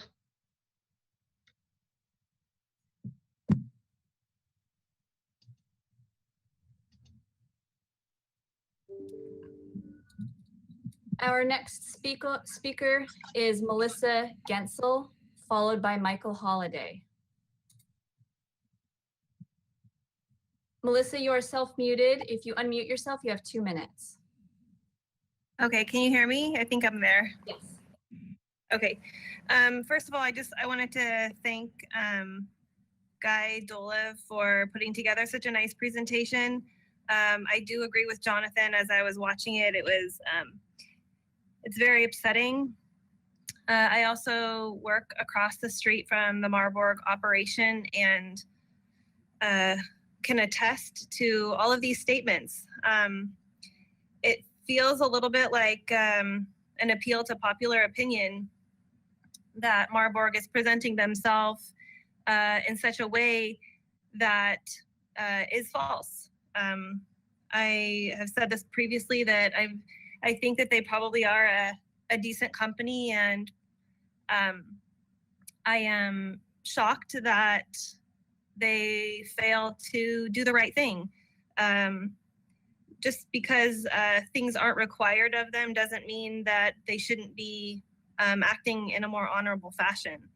I have said previously that it is not fair, to say the least, that their employees take up street parking. And I, along with other fellow female colleagues, have to park blocks and blocks away, walking to our professional establishment, and be harassed by homeless people, followed by homeless people. And the homeless people are only here because the trash facility devalues the area. I think it's a joke that Marburg is saying that these improvements that they're making are going to enhance the neighborhood. Have you asked the neighborhood? Have you spoken to any one of us and asked us if it's not true? That's a false dichotomy. Thank you, Ms. Getzel. Thank you very much for speaking with us today. Ms. DeBusk? Thank you. Our next speaker is Michael Holliday, followed by Natalia Gavoni. Michael, you have 2 minutes. Okay, can you hear me okay? Madam Chair, members of the Planning Commission, my name is Michael Holliday. I'm an architect and the director of Synergy Business and Technology Center. I've been in this neighborhood 32 years for quite a while. I'd like to offer some constructive solutions, and we are moving forward with our Craftsman District, which you guys heard a little bit about at the site meeting. We've got about over a dozen businesses that are focused on trying to make our little part of Santa Barbara beautiful. And Derek actually from Marburg called me and wants to be part of our efforts too. But keeping our focus on this project, I think one of the really unique things is the scenic visual resources that really need to be considered as to what goes behind this 6-foot wall. These vehicles that are 12 to 14 foot high really need to be put on sheet A201. It's a nice drawing. It sort of shows the visual screening, but when you look at the impact of these giant vehicles, I'm thinking there's some creative ways that we could screen this, maybe set it back 2 feet and have a green screen element or something that really, I can't think of anywhere else where you'd have 10 to 12 to even some 14-foot high vehicles right up slammed against that fence. So we should probably look at that. I think the clean air impacts sort of speak for themselves, and Marburg can do what they can do. They do want to partner with us, and the parking and the traffic and the sort of visual impacts of the homeless down in our area, we want to try to grab a hold of this ourselves as business owners with the rescue mission and Calvary Chapel. And, all of us we want to make this a place that we can improve. But I think this project could really be looked at with a little bit more scrutiny regarding the scenic visual resources on the perimeter when you put these giant trucks right up on the perimeter. How can we screen that vision?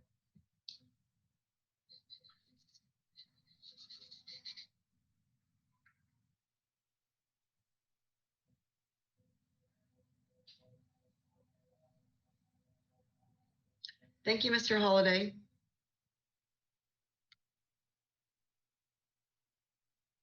Our next speaker is Natalia Gavoni, followed by Natasha Todorovic. Natalia, you have 2 minutes. Good afternoon, Chair Schwartz and commissioners. This project before you today smells exactly like that of Trumpism. Power and wealth in such a family as the Borgatello family provide not only a financial freedom, a plethora of opportunities, but a creation of policies that reinforce and secure their practices, rules, guidelines, methods, and behavior that can usually last indefinitely. Marburg has consistently given money to high-profile causes and organizations, securing their stellar reputation in the community. But honestly, how duplicitous of Marburg Industries to present themselves in this manner when we all are fully aware of the fact that they monopolize the majority of the street parking and abuse the air quality from their daily potent operations in this district. These abuses have been endured by the surrounding businesses for far too long, and that needs to end. Their new expansion on 2 South Quarantina Street should not be granted with the same concessions they were blessed with when they started their business there in Railroad Square many years ago. This commission has the responsibility and authority to demand for this project that Marburg implement sidewalks, street lights, and sufficient parking. In addition, Marburg needs to replant the same size trees around and throughout the property. And lastly, Marburg needs to use a construction materials and a design that is compatible to the surrounding business community. Thank you. Thank you, Ms. Cavoni.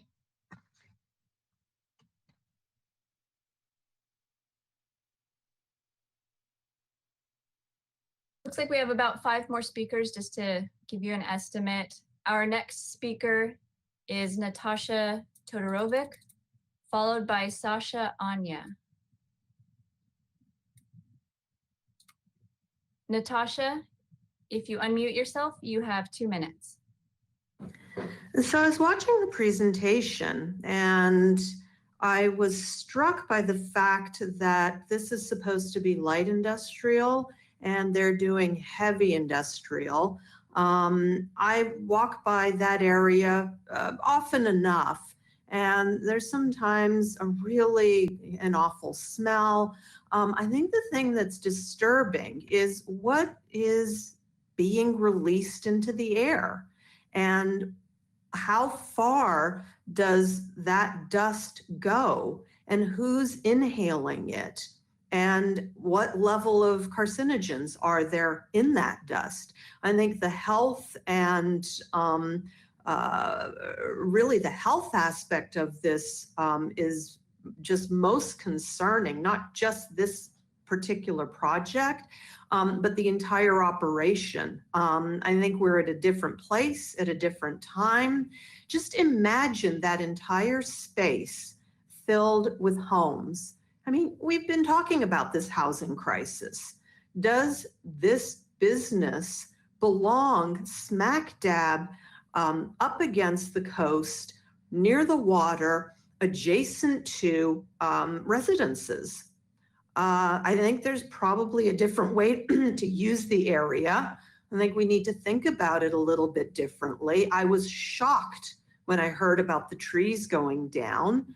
And yeah, it's an eyesore, but the biggest problem for me are the health consequences. And I hope you will be willing, or at least think about, some kind of a deeper study of what is actually being released into the air that we breathe. I know a lot of people that have been sick, and there's a lot of dust in our area, along with the freeway dust. So please have an investigation. Thank you, Ms. Todorovic. Thank you. Our next speaker is Sasha Anya, followed by Victor Reyes. Sasha, you have 2 minutes. Hi, thank you. Can you hear me? Can you hear me? Yes, we can. Okay, great. Thank you. Can, Ms. Anya. First of all, I'm unclear whether or not there was ever an original master plan to begin all this mess. It sounded like in what I heard earlier in this meeting that there isn't really a major master plan for this kind of obvious, not light industrial. This is not a light industrial park kind of situation. This is a massive operation, and it does not belong in a residential area. I sent in a letter to the commission with my thoughts in depth, explaining just that, and that there is huge public health risks and impacts with the kind of dust and sanitation chemicals being sprayed and used at both facilities and both locations, and huge problems. And I think a lot of the comments here are expressing just that. This is not, and I repeat, this is not M1 land use. And you guys know this because you've passed all these and you've allowed it to be there. And I think recklessly so. I also think it's very racist. I think the fact that you put this sort of an operation and this kind of trash and garbage and heavy machinery, the amount of environmental impact in just the kind of an area where you have families living, that dust does not stay contained. This is all moving right through these buildings. There's no containment whatsoever. This is public health endangerment. In my opinion, I don't have a clue how this thing was ever made legal. And I think that Mr. Dolev is correct that it was done piecemeal. And there isn't, I doubt that there's any kind of serious impact report from the environmental aspect of it. And I do not believe if it was put before the residents in the area at this point, anyone would be really in favor of it unless they had a huge vested interest in it being there. Thank you, Ms. If Anya. they were working there personally and getting a paycheck. I just don't see it happening. So I'm really disturbed to see this whole project when it's not light industrial, but heavy industrial. Thank you, Ms. Anya. Our next speaker is Victor Reyes, followed by Greg Merrick. Victor Reyes, you have been unmuted. You have 2 minutes. Good afternoon, commissioners. Before I begin, I'd like to remind everyone that the city of Santa Barbara and the surrounding communities is built on Chumash land. Like most indigenous, the Chumash Nation has a deep connection with the biosphere. Mi abuelita, my grandmother, a wise Raramuri woman, would often say, respeta todo lo que está en la tierra, debajo de la tierra y arriba de la tierra, meaning respect everything on earth, below the earth, and above the earth. For thousands of years, indigenous nations throughout the world have lived in harmony with nature. In the Western Hemisphere, the natural order of things began drastically to change in 1492. Christopher Columbus' arrival to the Hispaniola Island, and in 1603 to 1607, the settlement of Jamestown. For centuries, lobbyists, stakeholders, politicians, and policymakers have disregarded human life and our ecosystem to benefit privileged stakeholders, such as Marlboro Industries. Worldwide climate change danger alarm has sounded, and the environmental justice is needed in Santa Barbara. To fight against climate change, cultural diversity planning is needed in every facet of our lives. The Planning Commission needs to repeal the staff hearing officer's decision of Marlboro Industry expansion project at 2 South Quarantina because of the numerous state violations, and as enumerated by our previous speaker, Guy Dola, documented on the YouTube Defend Santa Barbara channel, as well as many emails you have received from concerned citizens. But before you begin to repeal the process, you need to keep in mind the following: the destruction of 40 to 50. Thank you, Mr. Reyes. Thank you, Mr. Reyes. I'm just trying to be fair to everybody, that everybody gets their 2 minutes. We appreciate you speaking on this item today. Thank you so much. Our next speaker is Greg Merrick, followed by Gerardo Jerry Menchaca. Greg, you have 2 minutes. Hi there. Is my audio coming through? Good.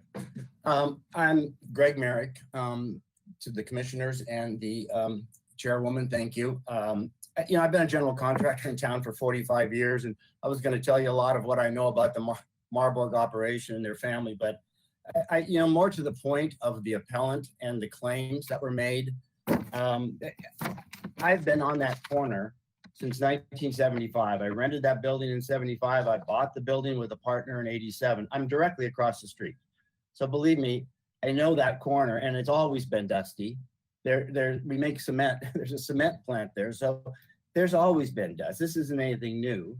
And the project that's proposed has nothing to do with all these other issues of contaminants in the air and water quality and parking. All this is a big tarmac so they can store things. And believe me, they had a spot out on Overpass to do the same thing, which they lost. And I think this is helping to replace it. They don't go in and move these things all day long. It's kind of stupid. They're not going to go in and move 20, 30 roll-offs. The same amount of truck traffic we have, and I have right there in front of my building, which is that long, narrow one right on the corner. It's the same, it will be the same amount. And sometimes, obviously, when trucks are coming in, as they do down the street, it could be busy. But Some of the comments, this is industrial. I won't even go into it. You all know LUP, it's zoned for that. This is the kind of thing that belongs there. There's no walkway to the beach here. This isn't beach property. And to think that there's residential in the neighborhood, M1 doesn't allow residential. It's only old grandfathered in things. And those have been coming down in my neighborhood one by one. When that's developed, we're gonna have about 400 or 500 feet of sidewalk, curb, gutter, plantings, and a nice wall, which I will expect it will end up getting planted. And the only thing down there would be to keep it easily repaired from graffiti. And thanks for your time. Thank you, Mr. Merrick.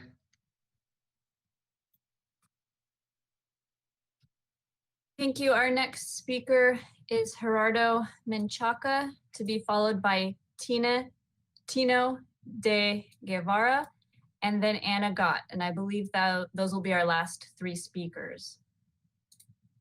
Gerardo, if you unmute yourself, you have 2 minutes. Want to thank everyone giving me an opportunity. I'm hoping I'm coming through right now. Do I get a thumbs up? Appreciate that, committee. You know, I have several friends of mine that actually have businesses in that community.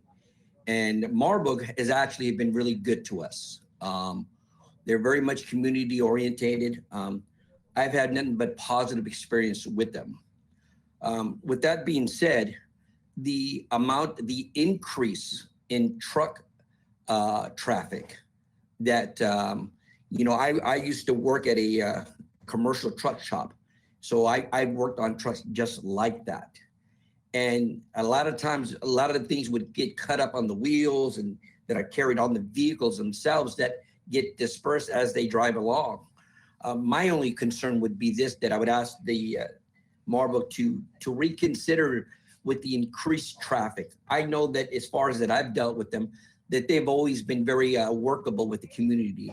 I just would ask them to reconsider on some of the increased traffic and to consider those people. And the gentleman that spoke before me, absolutely, there are people that actually do live there, but those people should not be marginalized. Those people should have a voice. Just because they're grandfathered in and they're old little small houses, those are families that live there. Those are people that live there. And obviously, if they're still there, that means they have nowhere else to live. I think that those people need to have voices, and the different businesses do need to be heard. And this what gives us this opportunity to voice the concern. And for many of those people that do not have the opportunity or understand how to address this. So I'm simply asking for a reconsideration, and to consider those small little houses, those people who that still live there, because those are families there, and those families are not really being heard. Thank you for the time. Thank you, Mr. Menchaca.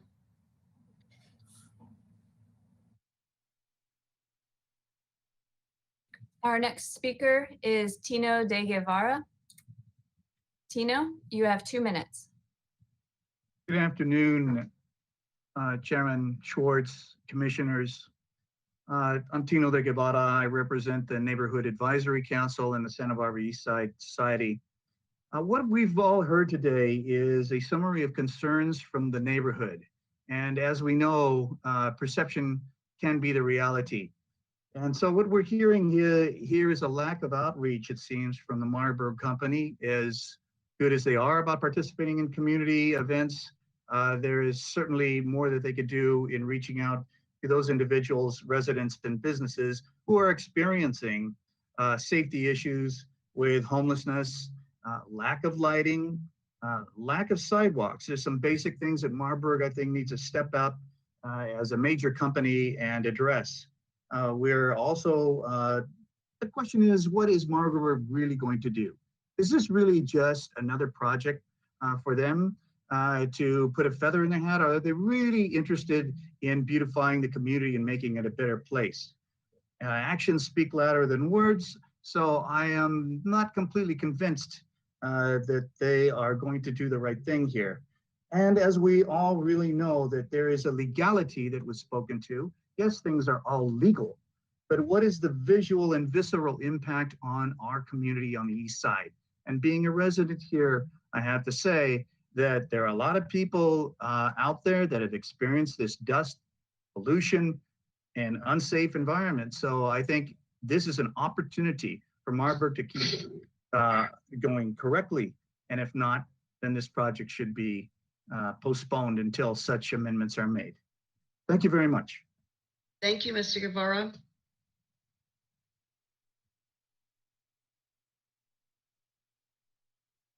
Our final speaker is Anna Gott. Anna, you have 2 minutes. Good afternoon, commissioners.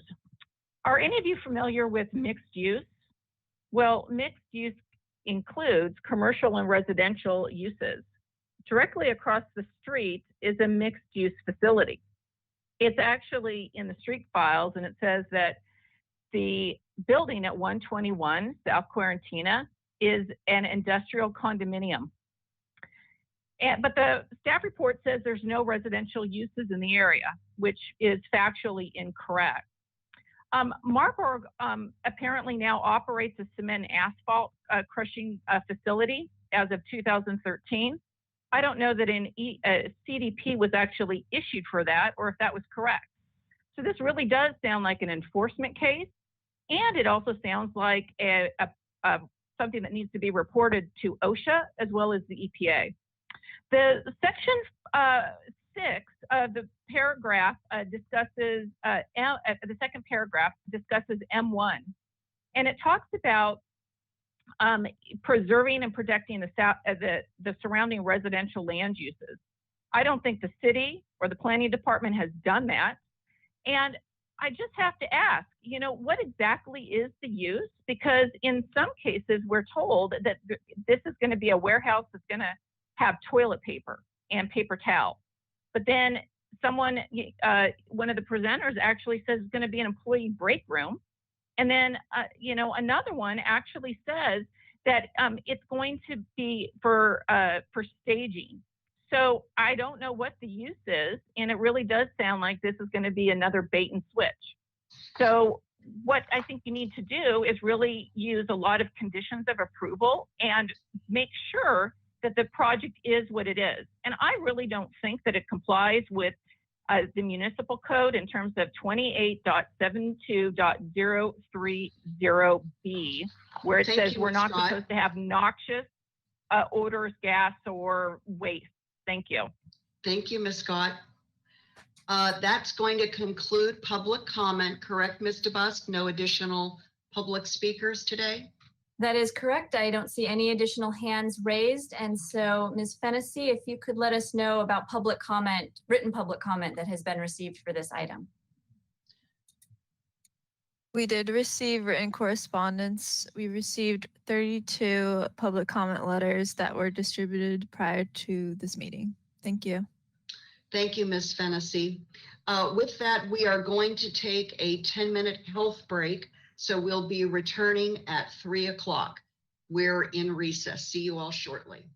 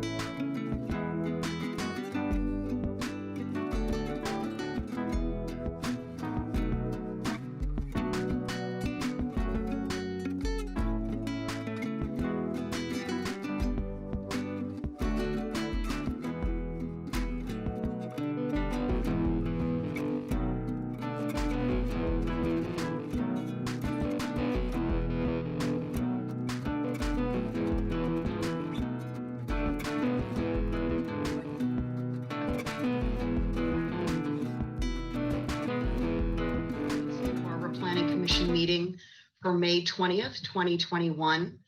And as my colleagues come back online, a couple of matters that I would like to bring up. For those who are just joining us now, you may not have heard that earlier today, my internet was somewhat unstable. So I've arranged with Vice Chair Escobedo for him to be online with me throughout today's hearing, just in case my internet fails and I have to go offline to try to reestablish that. So again, thanks so much to Vice Chair Escobedo for tag teaming, as I'm putting it today. And then also, as my colleagues come back online, before we return to commissioner questions, I would like to ask staff, whether it's just Ms. DeBusk or a combination of Ms. DeBusk and Ms. Ostranger, to please scope today's discretionary hearing appropriately in terms of the M1 zone and its various uses that have previously been determined by Planning Commission, City Council to be acceptable in this zone. And I say that because both for the commission as well as members of the public, I think it's important to set expectations realistically. And again, for some commissioners who've never been involved in an appeal, this is also perhaps a learning moment in terms of how we proceed with these sorts of items. So Ms. DeBusk, could you please frame this for us to make this afternoon go smoothly? Thank you. Sure, Madam Chair. So today's hearing is an appeal of a coastal development permit. So that is the scope of what the Planning Commission can be looking at, is a coastal development permit for this one project site. The findings to approve a coastal development permit, as Ms. Broadison went through, is that it's consistent with the Coastal Act and consistent with the city's local coastal plan. And as you mentioned, this area has a coastal land use designation of industrial that was approved or certified by the Coastal Commission in 1981. And then in 1986, the Coastal Commission certified our zoning, which is M1 for this area. So those are the land uses that have been approved by the Coastal Commission and as well as the city. And that's what governs the allowed uses on the site. Thank you, Mr. Busk. So with that, I'm going to bring it back to the commission and to see who would like to start off our question period. Commissioner Higgins, please, why don't you kick things off here? Thank you. Okay. I can ask questions of the applicant team and staff, correct? And even the appellant right now, Madam Chair? Oh, absolutely. Whoever you would like. Thank you. Okay, so for staff, the demo permit that was submitted, did that include trees? Typically, the demo permits are building and safety reviewed, and building and safety doesn't review trees.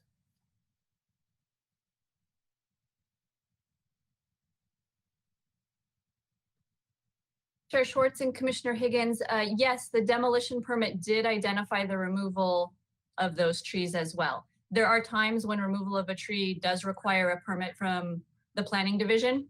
Sometimes it requires a permit from the Street Tree Advisory Committee and the Parks and Recreation Committee. So they were shown on the plan, and it was confirmed that those were not trees that were subject to special requirements by either the Community Development Department or the Parks and Recreation Department. When was the demo conducted? Approximately what month? I do not recall. Ms. Broadison may have that information on hand. Just curious if a nesting bird survey was done during parts of the year. I think that's required, but I can't say for sure.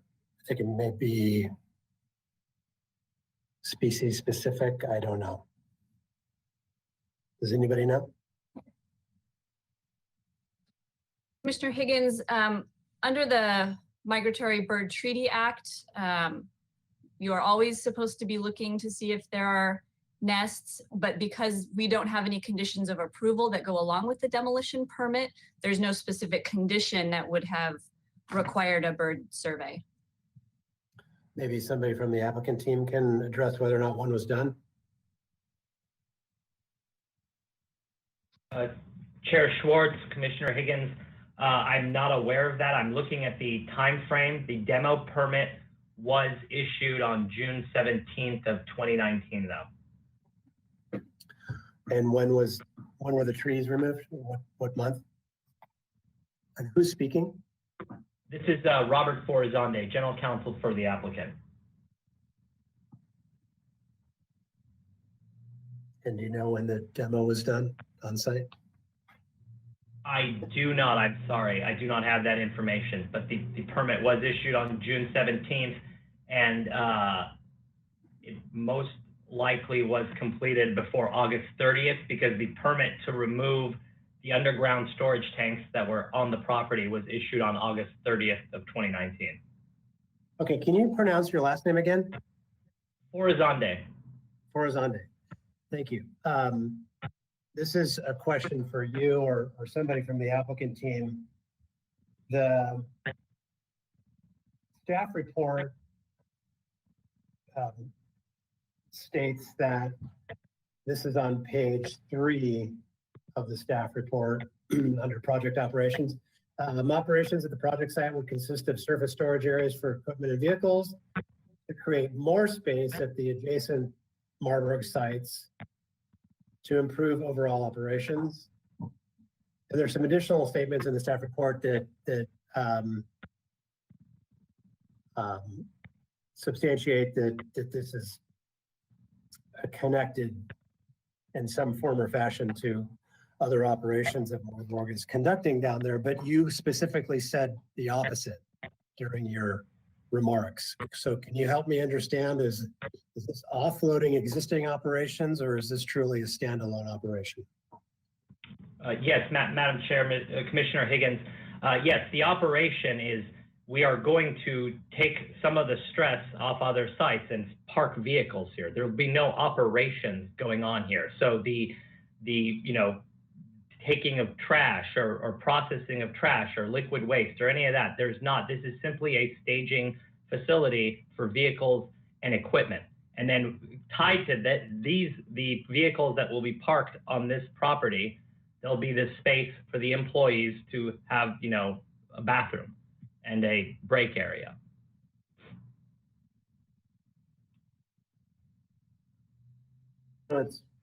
You are relocating things from other existing operations, but there's no connection to the existing operations. Is that, I don't want to put words in your mouth.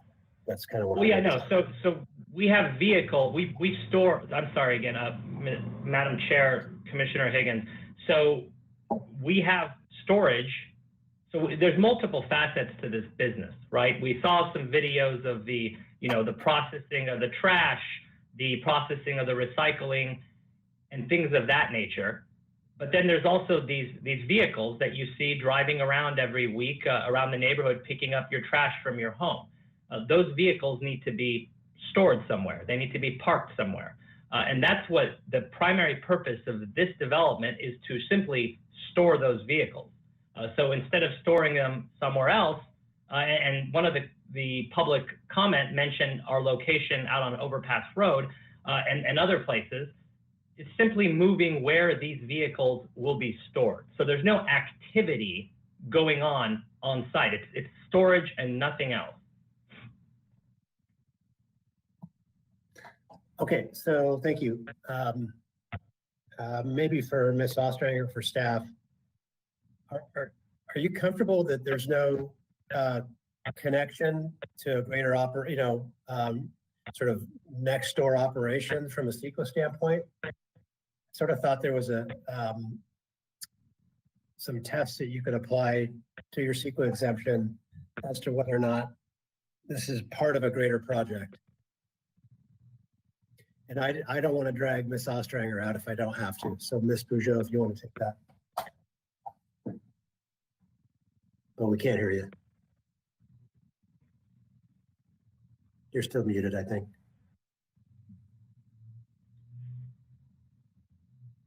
We cannot hear you, Ms. Peugeot.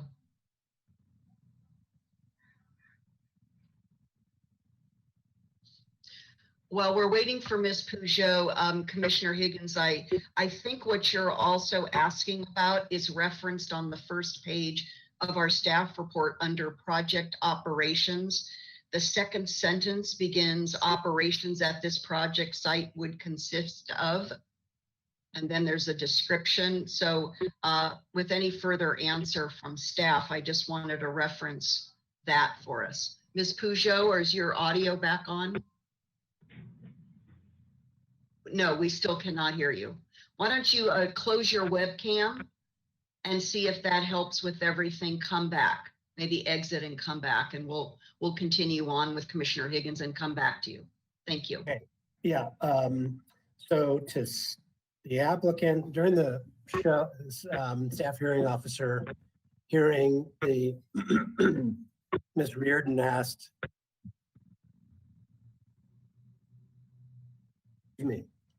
whether or not, or why the building wasn't located at the corner of the intersection to give better street presence at the intersection and on the streets, and why it was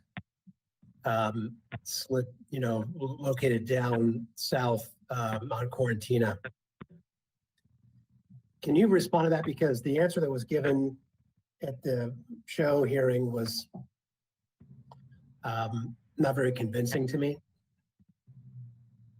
Yes, Madam Chair, Commissioner Higgins, thank you for that. I will hand that question over to Mr. Romero to answer, since he was the one who located the building on the site.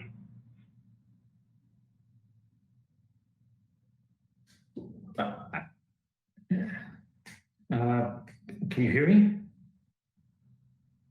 Yes, Mr. Romero, go ahead. Excellent. Madam Chair, Commissioner Higgins, there's no specific, need for the building to be located there. The only thing that we saw is that it would be more operational relative to the access from Quarantina for the parking of the employees there, and thus providing a more continuous and more square footage and more continuous staging area. So that's basically the only solution. It could have been on the corner, yes, but we would have had 3 staging areas instead of 2. This created a more continuous space for their internal operations. Okay, I'm not really getting a visual on that, but I'll save that line of questioning or comments for later. I noticed, maybe you could walk us through the architect's name. I don't remember him. Could you come back, sir? Talk to us about the ABR's interest in a solid wall, stucco or plaster with the tile cap like we see in some city properties down there. And what's the reason you're not sticking with that or going with that? And what was ABR's reaction to when you came back after they asked for that particular improvement? Well, initially, Mr. Commissioner, name is Pablo Romero.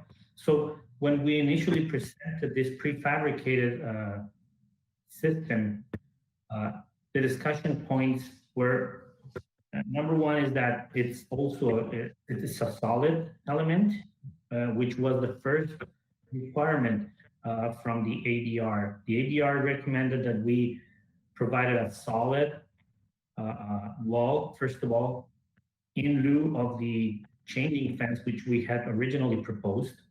So that was accomplished by this element. And then they suggested a stucco finished wall. And that was the portion that we discussed a bit. And what we proposed and what we're proposing still is providing this solid element, but covered with greens, covered with plants. So in the end, the agreement point was that this is not going to be really visible as it's shown in this architectural elevation, but rather it would be more consistent with what the renderings, what the perspective drawings are showing, which is this is all going to be covered with greenery. So it doesn't matter if it's going to be stucco finished or prefab concrete panels. In the end, the image that the city is going to see is a green covered wall. So that was the discussion and how they came to agree to this proposed element. I'm really seeing those in your perspectives, but I'll look in greater detail while other commissioners are asking questions. There's a statement in the applicant letter by Mr. Kuykendall that the project design meets the general design guidelines in the neighborhood or the applicable neighborhood. I'm paraphrasing. And if you want me to give you the exact page and number here for Mr. Bolton, I can do that.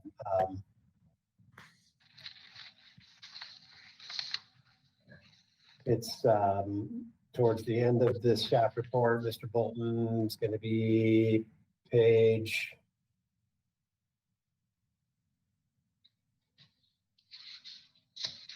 87. Sorry, 88. If you want to put it up. The applicant is asserting, I think this is found within the staff report too, the proposed design of the proposed development was found compatible with the desirable architectural qualities that are distinctive of Santa Barbara and of the particular neighborhood surrounding the project. So I just want to get some more background on how that was established and also what's the specific design guidelines that are applicable to this neighborhood? Well, Madam Chair and Commissioner Higgins, this is, if we could go to the drawings, I think it should be page 8, but I don't, probably on your drawing said you don't have it. We have a sheet for conceptual references. The sheet should be A0.01.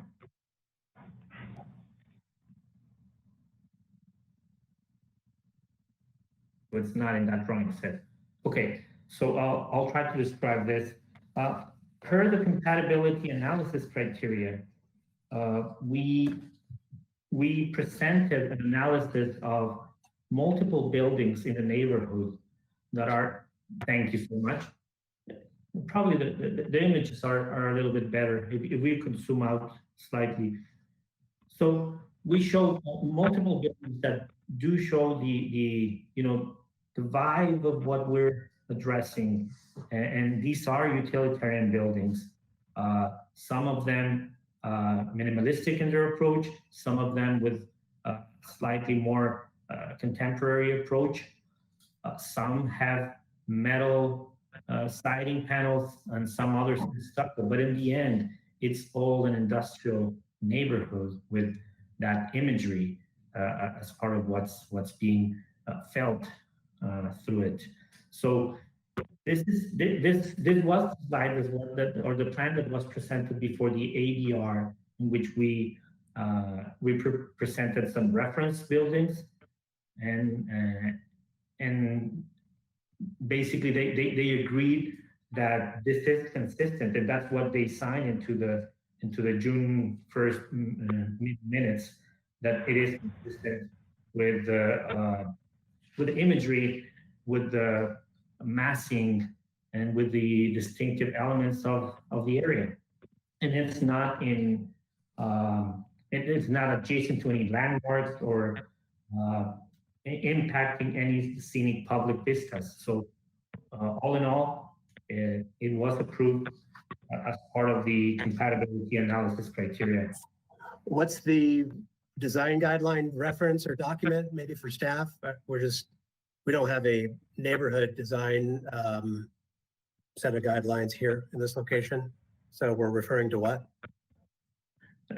Commissioner Higgins, you're correct. There is no design guideline, but the compatibility analysis criteria provides those guidelines that if the project is consistent with the guidelines, there are none. But if additionally, if it's the sizing, the mass, the bulk, the height, the scale of the project are appropriate for the location in the neighborhood, or and there are projects of similar size. Okay, I understand. And we're talking about compatibility with the existing neighborhood then. Correct. Question for the applicant side, I believe Mr. Camacho, don't want to leave him out if he's representing the engineering component of the project design, is that right? Yes, I'm here in Michael Hamilton's absence, but I'll address your question. Okay, I asked it on the site visit, but it wasn't a real thorough answer. Why is it that you can't grade the site down to line up with the adjacent properties and the street level? And I'll ask that for a couple different reasons. One of which is there's a statement somewhere in the staff report that the applicant might have trouble landscaping the western property line because of a grade difference, which we witnessed on the site. It is about 4 or 5 feet up in the air. And then I want to say, to one of the public speakers' comments about the larger size vehicles, I think the lower the elevation is, closer to street level, the less you're going to see the trucks. So talk to me a little bit about why you can't export some dirt off the top of the site to bring it to be compatible with your neighbors.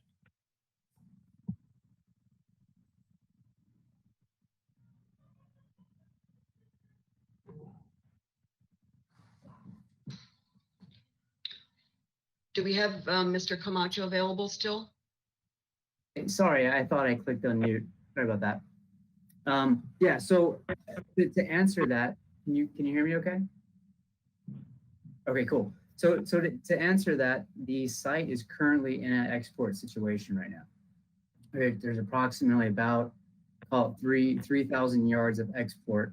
If you're looking at sheet 2.0 or the grading sheet, if you zoom in on some of those contours, like for instance, right in the center, the existing grade there is approximately a 16, and our finished surface grade is about a 15, with a flow line that fluctuates around a 14.7. So we've already kind of started trimming and exporting some of the site, but we also kept the finished floor of the building a little bit high because there's currently zone A, according to the FEMA flood panel.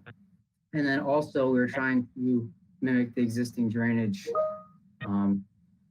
flow that's out there today. So hopefully that addresses your question, unless you have any follow-up. Okay, so are you saying you cannot remove additional grade off the site to line it up with your property to the west? If we remove much more than what we currently are proposing, it would put the site in a sunk condition. Even though it's 4 or 5 feet higher than your neighbor? Well, I'm just saying based on, short answer is yes, but based on the tie-in grades along the street frontage, yes, it would put our site in a sunk condition. So what we experienced on the site isn't actually real. You are removing, you said 3,000 cubic yards of soil off the property, is that right?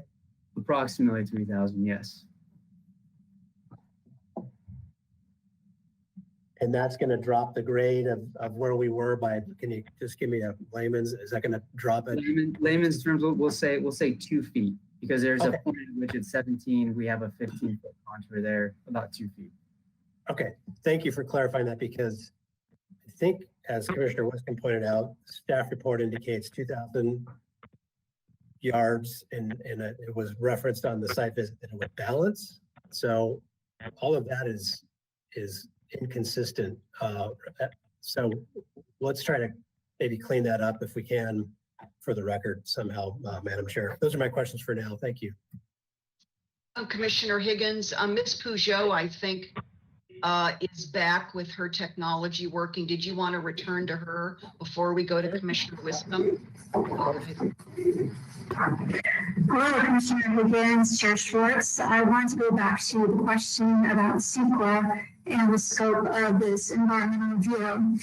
And the scope is really the project that is at hand, the 3,200 square foot storage building, and on a 1.26 acre road, and the storage proposed use. Ms. Peugeot, I'm sorry, I'm going to stop you. The audio is really difficult. Do you have a headset or earbuds that you could please put on? Yes, let me try a different one. Okay, thank you.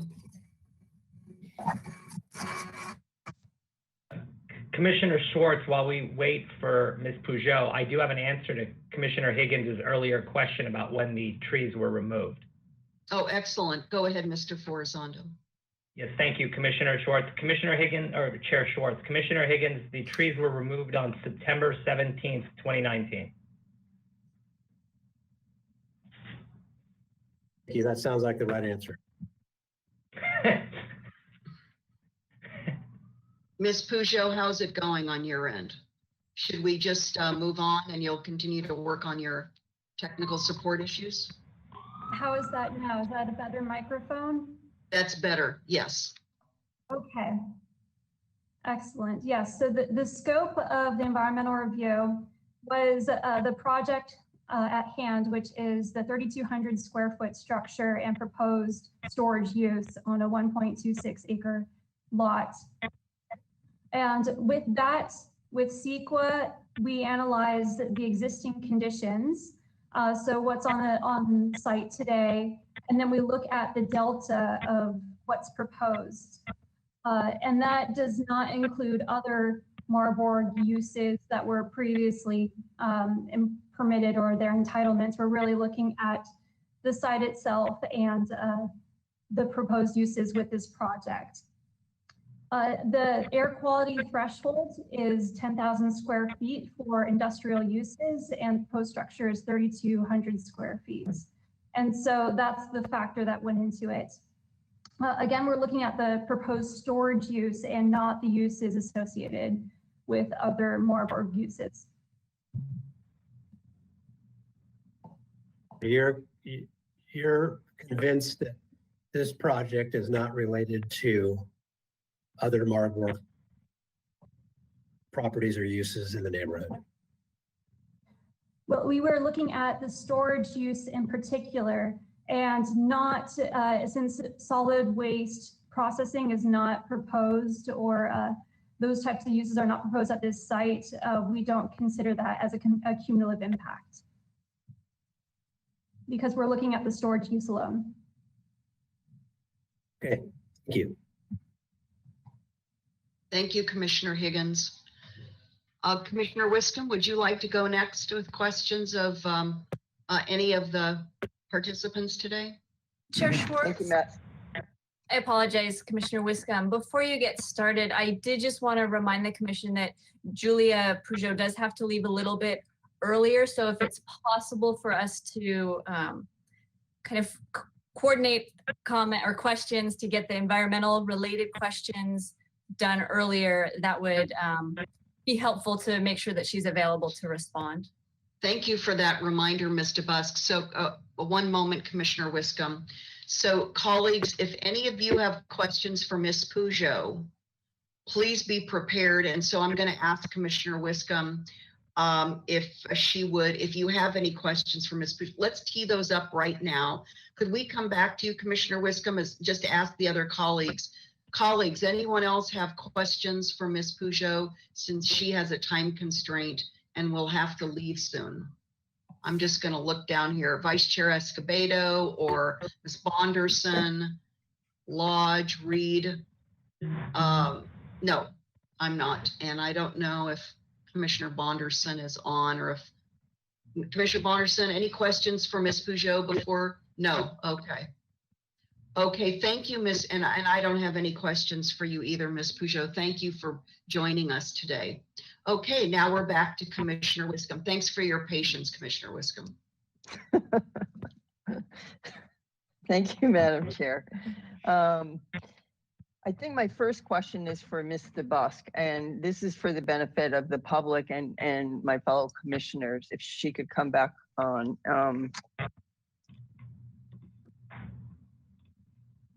There she is. Good. Okay.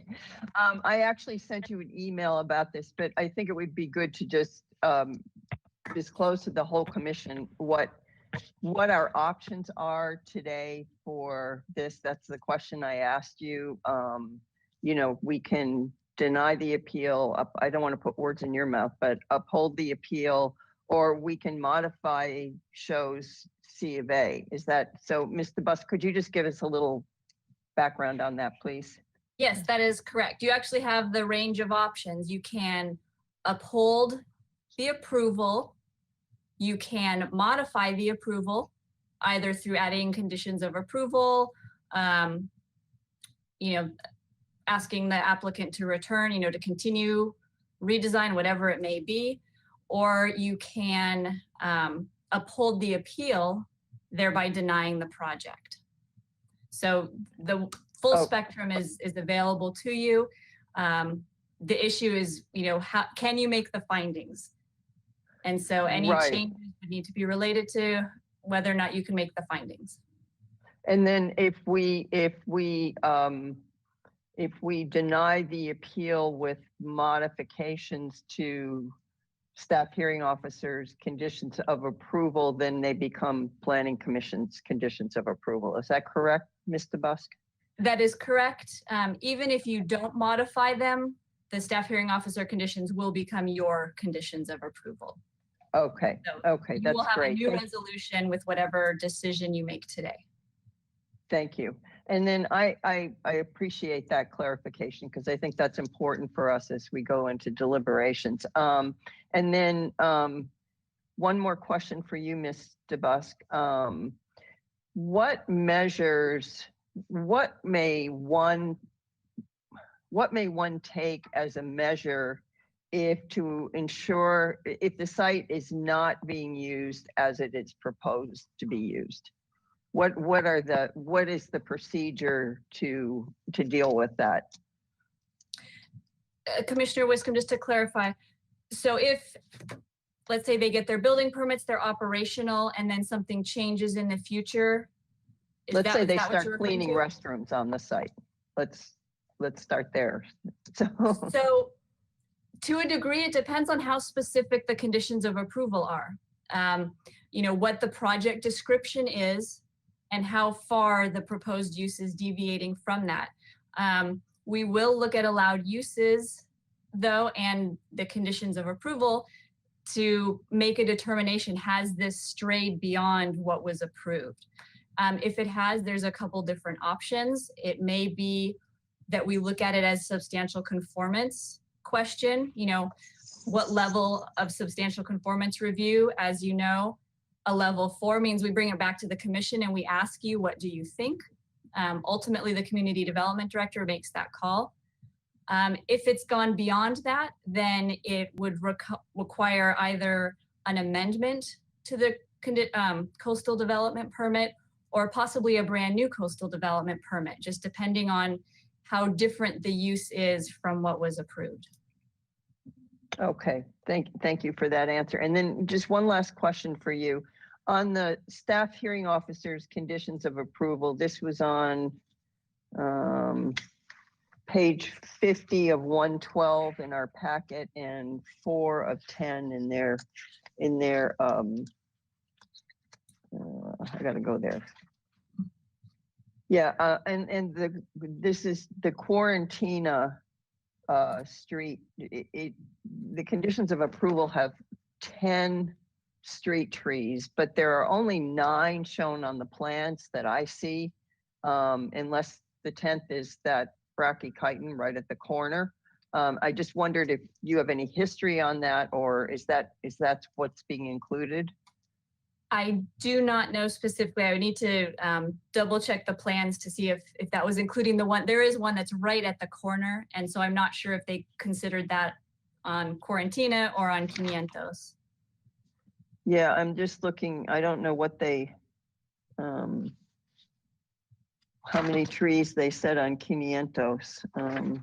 If they said 3 trees on 500, then it means the one at the corner was. Corner part of is 10. included. Yeah, but I don't see that here. So maybe you could check into that. I think that Sure. would be important moving forward. Thank you. Okay. And then, thank you, Mr. Busk.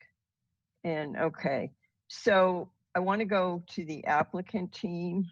I have a couple questions. The first one is just a very basic question, and that is only cleaned portable restrooms will be stored on site. Is that correct?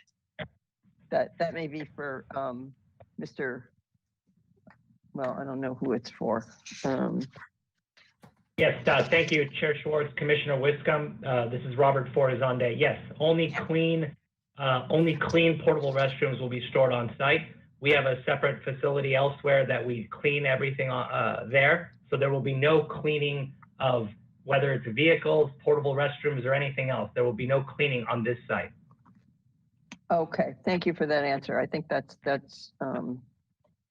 good. And then in the applicant letter, I think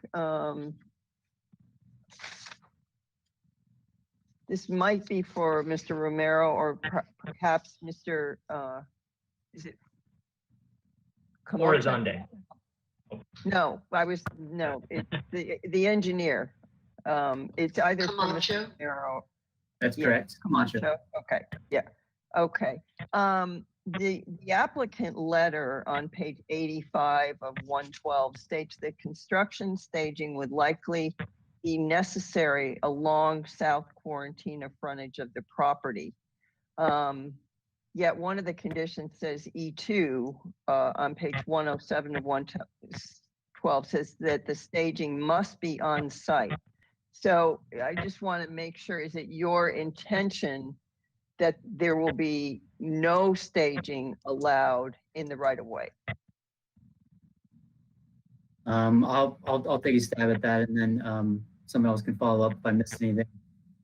When the construction starts, the intent is to have everything on site, but there will come a time when there will probably need to be some parking just due to means and methods. If there's some concrete curing, that there may have to be some parking that goes in the street, but the intent is to have a majority, if not all of it, on site. Okay, concrete curing? Or are you talking about when you do the right of way work, the sidewalk and the? I was talking about the concrete work that's on site. So if you're talking about just all of the right of way work, then they're going to have all their equipment on site as far as staging goes.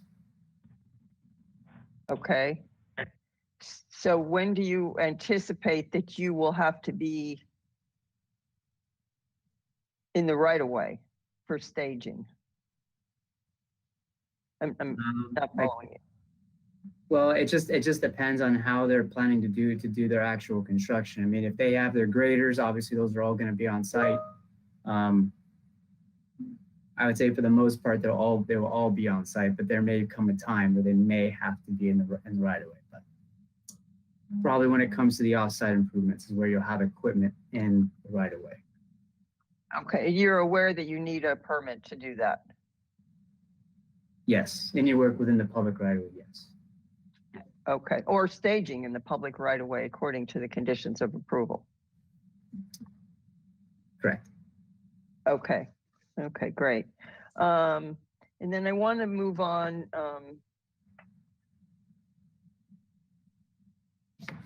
Mr. Camacho, while I have you, I wanted to ask you another question, which this is a kind of an odd question, but I want to know if you have any knowledge of this. One of the public concerns was, and one of the pictures that the appellant showed was of the dust coming into the street from the Marburg vehicles. They're leaving the yard and going into the street and bringing a dust stream. Having been involved, no, it's not. It's a street picture. showing the curb. I don't know which picture it was, but Yeah, you're referring to the vehicle tracking of dust on the the asphalt. vehicle track, that's exactly it. That's the picture, vehicle tracking of dust. Now, I know from having been involved in construction projects that, you know, when you have a construction project, one of the best management practices, BMPs, is to have the wheel cleaning, the ridged entry. You know what I'm talking about. I don't know the technical term anymore, but you have the typical construction BMP that cleans your wheels. Is there any sort of permanent mechanism that would deal with that that could be installed? You know, I didn't have to deal with that during construction, but so that wheels do get cleaned, so you don't have this condition? Are you referring to during construction? Or are you talking No, I'm not. No, I know during construction that's required, but no, I'm referring to permanent. I don't know if anything exists. I'm looking at this condition and I'm thinking, you know, it might be helpful to have something similar to what's used during construction. I know you can't have that because it's not a walkable surface, but for most people. But I just wondered if you were aware of anything. I'm not aware. I'm not aware of anything being added or shown as a permanent solution. However, I do know it was stated earlier that this is more of a staging and storage facility. So none of the trash cleaning or pickup activities that were shown in those photos is occurring there. So with a concrete paved surface that more than likely is going to be fairly clean and periodically swept as part of their operation and maintenance, I don't anticipate a large amount of dust to be tracked in the public right of way, but that's just me looking at the plans right now.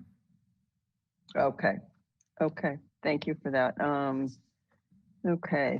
And then I'd like to go to, let's see, I don't have many more questions here.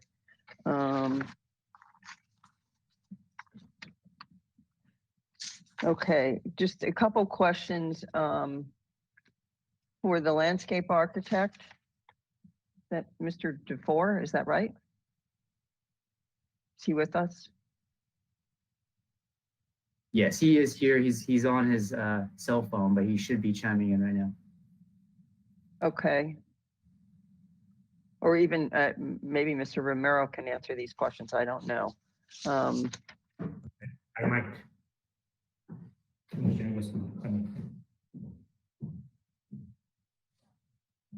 We can't hear. Mr. hear DeFore, you. if that's you, we can't hear you. Can you hear me now? Yes. Okay. Okay. My first question for you, there's a lot of concern about greenery and the trees that have been taken out. I noticed that on South Quarantina, for the Agonis, you have 24-inch box specified. Is that's on your plan? Is that correct? I believe so, yes. Yeah. Okay. And then on Pimienta Street, you have 15-gallon brachychitons specified. And I'm just curious as to, was there a reason why you didn't use 24-inch box? I did check with one of the wholesale nurseries, local wholesale nurseries, and I didn't check quantities, but 24-inch box are available. If it comes to needing to do a 24-inch box, I don't see a reason why it can't be.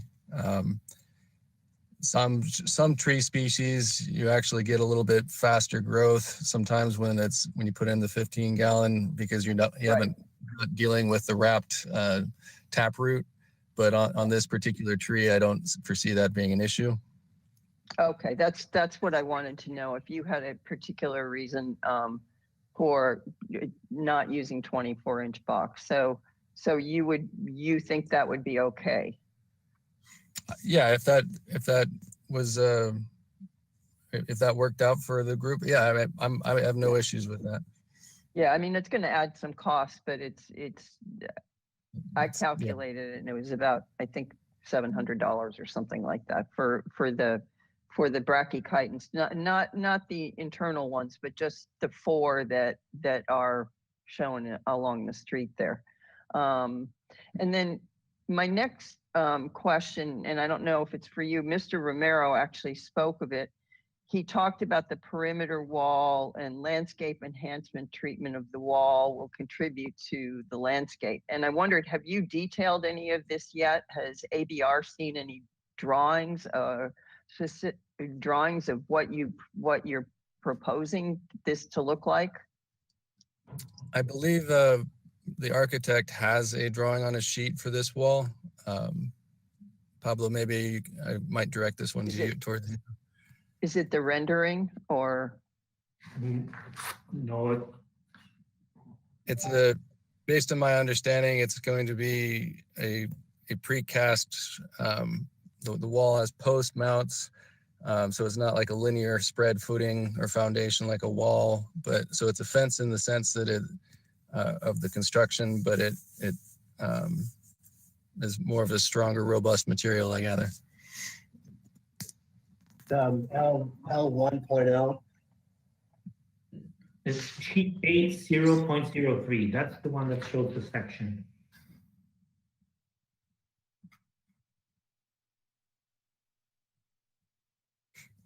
Not in there. Okay. I don't think we have that sheet.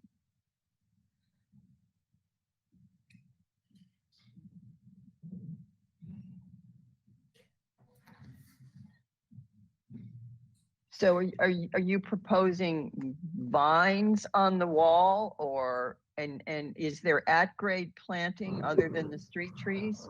I'm trying to get an understanding of you know what streetscape is going to look like when you're walking down the street. What greenery are you going to see? Sure. So in front of the wall, you will have pretty much space for vines planted, probably about 6 foot on center, a espaliered against the wall. The space that we have from the wall to the sidewalk is a bit tight. That is about the space that we have in the right of way. And then in the front of that, you will have a 4 foot parkway. So we'll be able to do probably about 3 to 4 foot tall shrubs in that parkway space as well. But in front of the wall behind the sidewalk, it's probably going to be limited mostly to vines at that point. Okay, and none of this has been detailed yet, is that correct? Not to a construction document level, no. Well, or to any level other than this plan view. I mean, we don't know what's going in there. That's what I'm saying.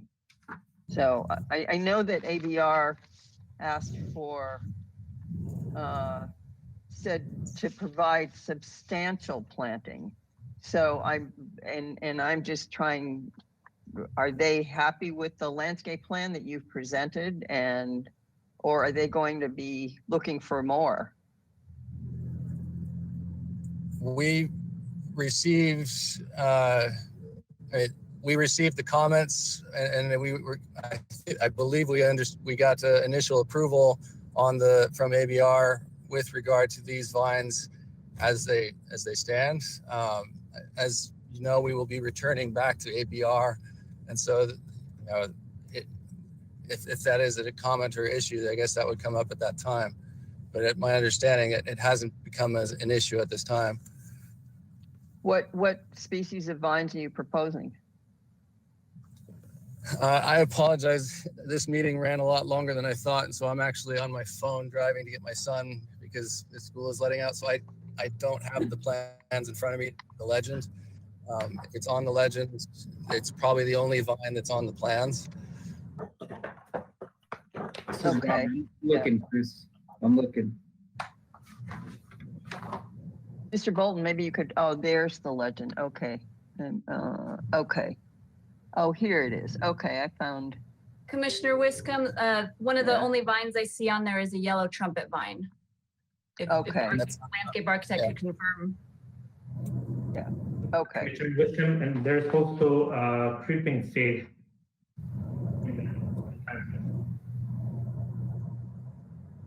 Okay. Okay, good. That answers that. I'm sorry, I missed that. Our plans are so small, you know, that we get in our packet that I totally missed that. And I didn't see a detail on the drawing, which usually would depict what the streetscape is going to look like. And so that's where my concern was. And let me just see, I think I have.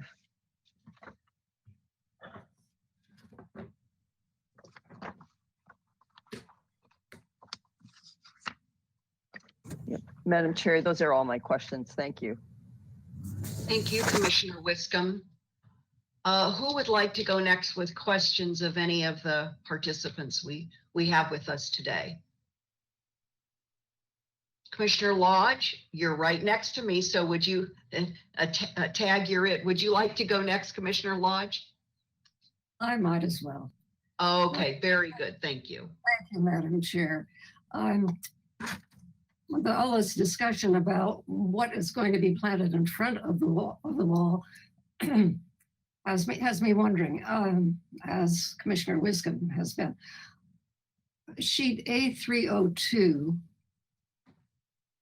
is described as the northeast property corner, that image 4 in the lower left. Mr. Bolton, yes, there we are. But that can't be the corner because there isn't the sidewalk coming around the corner. And yet it looks like what's planned for the corner. Would Mr. Romero? No, I don't want to ask the landscape architect to come on since he's driving. Mr. Romero, can you explain what this is? Yes, Madam Commissioner Lodge. So this is not the corner of 500 and Quarantina, but rather the other end, the opposite end along 500.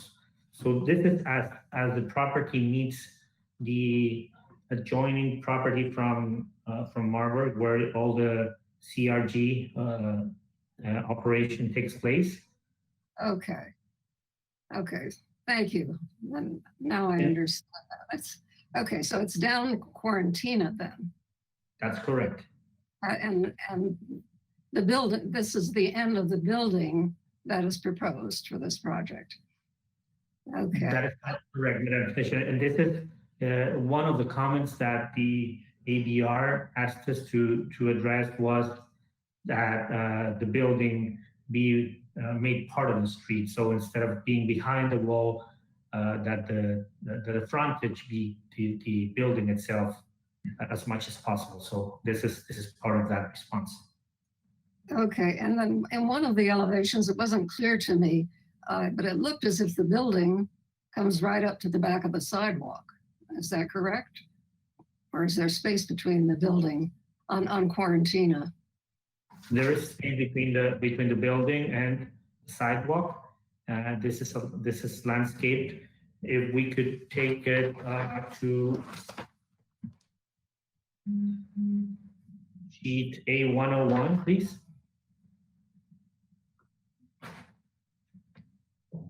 Yes. So you see the building. You have the sidewalk along the top of the sheet.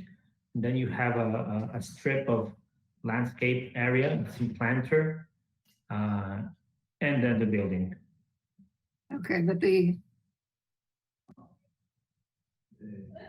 so how much space is there between the building and the building edge of the sidewalk?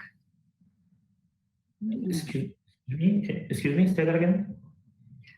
How much space is there between the building and the edge of the sidewalk that's closest to it? I don't have the precise dimension, but I would say that it's roughly 8 to 10 feet. Okay, so it's That's just enough room for a substantial amount of landscaping. And could you tell me more about the composition of this wall? How thick is it? And it's a precast concrete mixture. Could you expand on that? Sure. It's a prefabricated concrete post with an H shape, let's call it, which allows for the precast concrete slabs to be inserted vertically in between the posts. And then it has a top railing. So everything is pre-manufactured. The only thing that's done on site is the footings for the posts, or the posts are embedded in a concrete footing. Right, there you go. Oh, okay.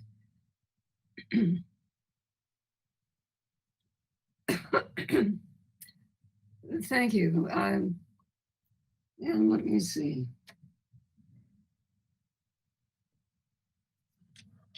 Okay, those are my questions for now. Thank you. Thank you, Commissioner Lodge. Who would like to go next? Commissioner Reed, are you ready to go? Please, to any of the participants today.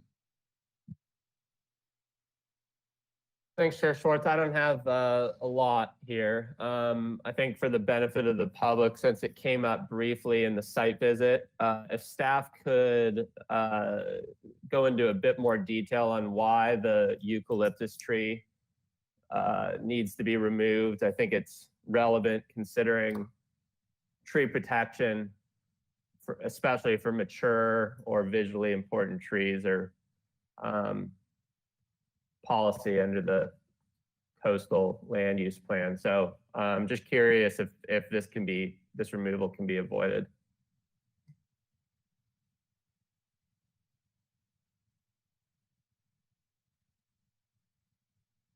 Anyone from city staff who can answer that would be great.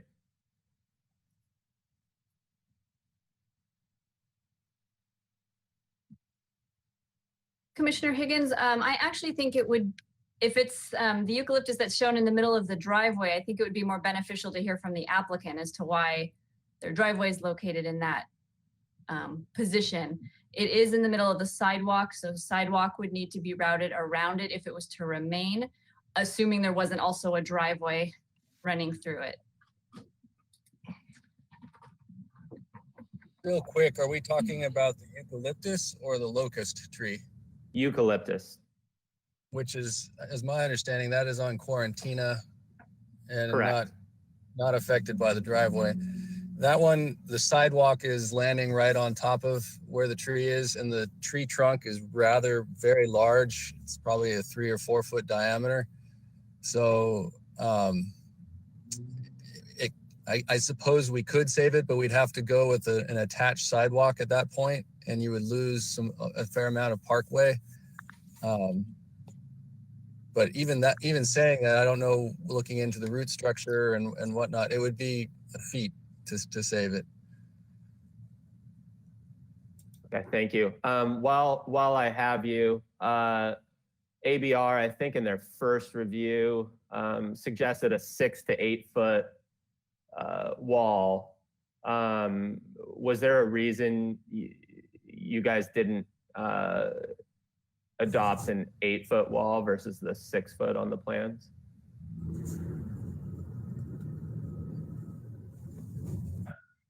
Madam Chair, Commissioner Reed. So the recommendation was for 6 to 8 feet, and as we described, right now the way we're setting it is going to go from 6 to 7 feet due to the stepping down, and it comes in a certain modulation. So we would have had to jump to the next module. It would have brought it more close, beyond the 8 feet mark. So that's basically it. We wanted to comply with the requirements of the 6 to 8 feet, and this module, and I'm talking about the concrete module because of it being a precast element. Okay, so it's approximately 7 feet when it's all said and done.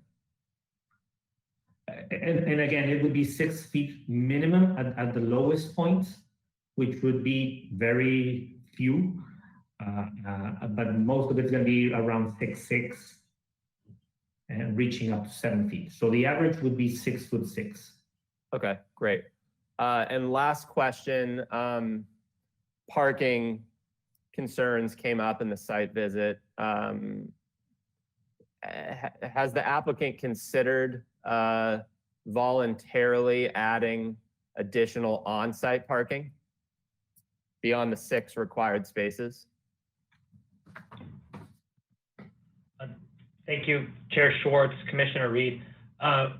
The parking issues that were addressed by some of the other people, we don't necessarily agree with them. We conducted a survey of our other operations. So we had people out there at 4 in the morning looking to see if it was our employees who were parking on the street in other locations, as some of the people have complained. It was not. So this issue that people are raising about people parking on the street, I mean, every building in this area is legal non-conforming. They don't have enough parking. So none of the buildings have enough parking, including the Railroad Square building that the appellant is a tenant in. So the on-street parking issue is a problem that, you know, everyone in the area is contributing to. So, you know, we parked this project per code, and we feel that that is sufficient for the limited purpose of what we're going to use this site for.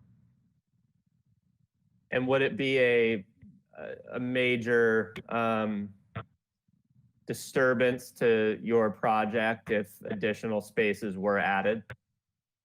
I mean, thank you, Commissioner Reed. It would depend truly on the amount of spaces. I mean, you know, if it would trigger a second ADA spot, but you know, it really depends. But I mean, the purpose of this site is obviously to store the vehicles and to store the equipment.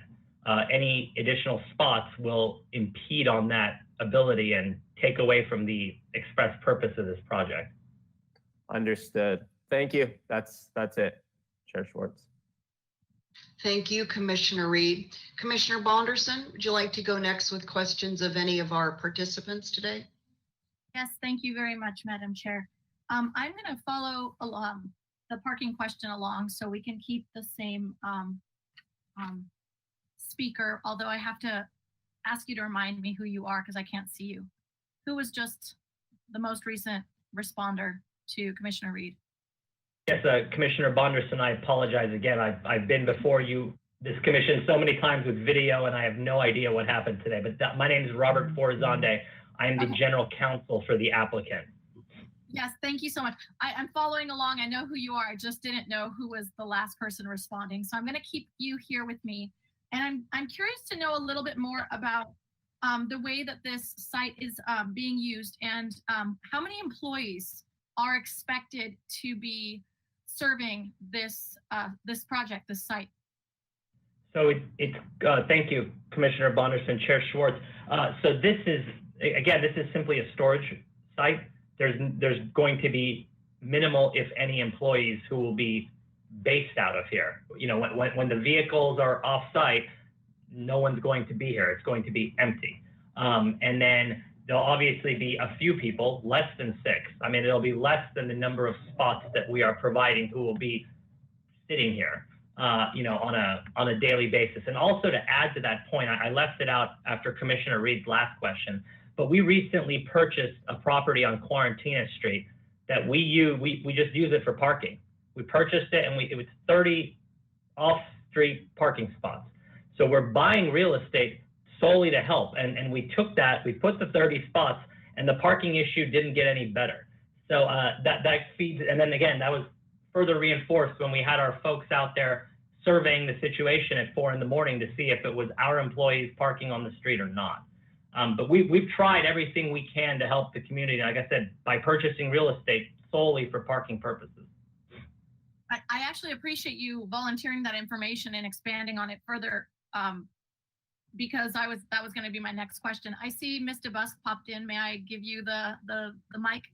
Thank you, Commissioner Bonderson. I just want to let you know, one of the appellants had to unjoin the webinar and so came back in and now is no longer part of, we have to call on him specifically. He would like to respond to one of the questions about parking. So I have unmuted you, Evan, and if you want to respond at this point, you can do so.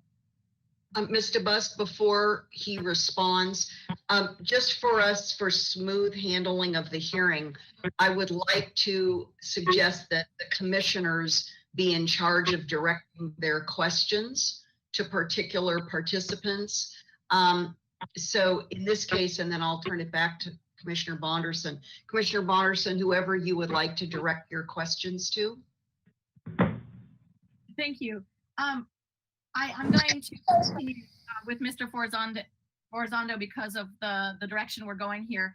And just to remind everyone where we left off, you were speaking about the 30 parking spots on this newly purchased piece of land.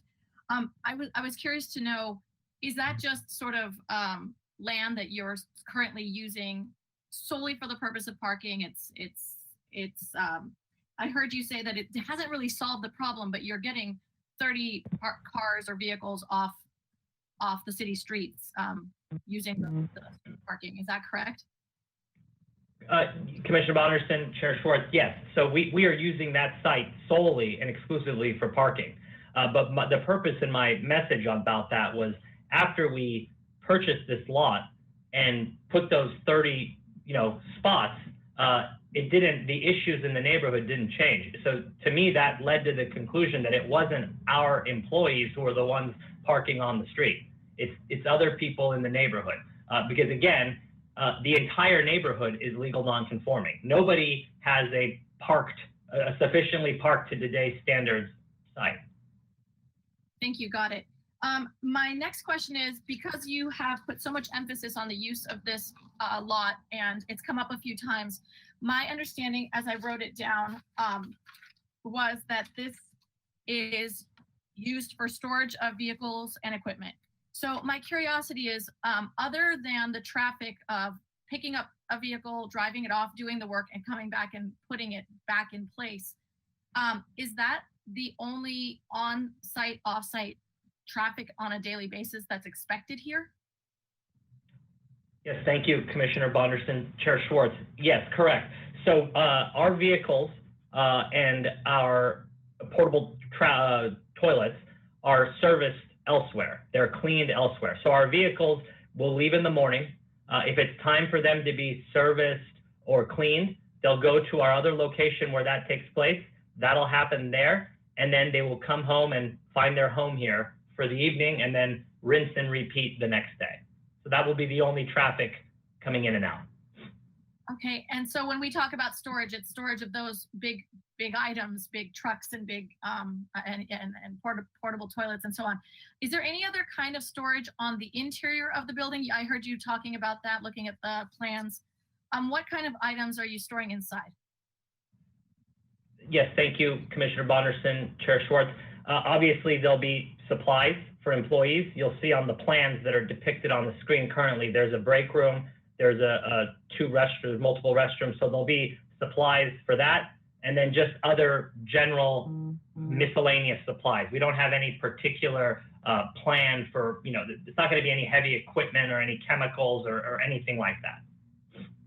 And so that leads me to my next question that has to do with, I know you have several properties that they're all kind of working in tandem. I'm assuming that the break room serves only the people who are picking up trucks and driving them off and bringing them back during the day. This is not serving any other property that's associated with Marburg. Is that correct? Yes, thank you. That's a great question, Commissioner Bonderson, Chair Schwartz. Yes, this is only, you could see the size of the facility is very small. So it's only going to be servicing those employees who are related to the equipment and vehicles that are stored at this site. We have plenty of other bathrooms, break areas at our headquarters, and elsewhere. So this site will only service the vehicles, the people who are working with vehicles and equipment associated with this site. Okay, and that's going to bring me kind of full circle back to my first question. I know you said that there's no particular employee that's locked into the site, just the people who pick up trucks, drive them off.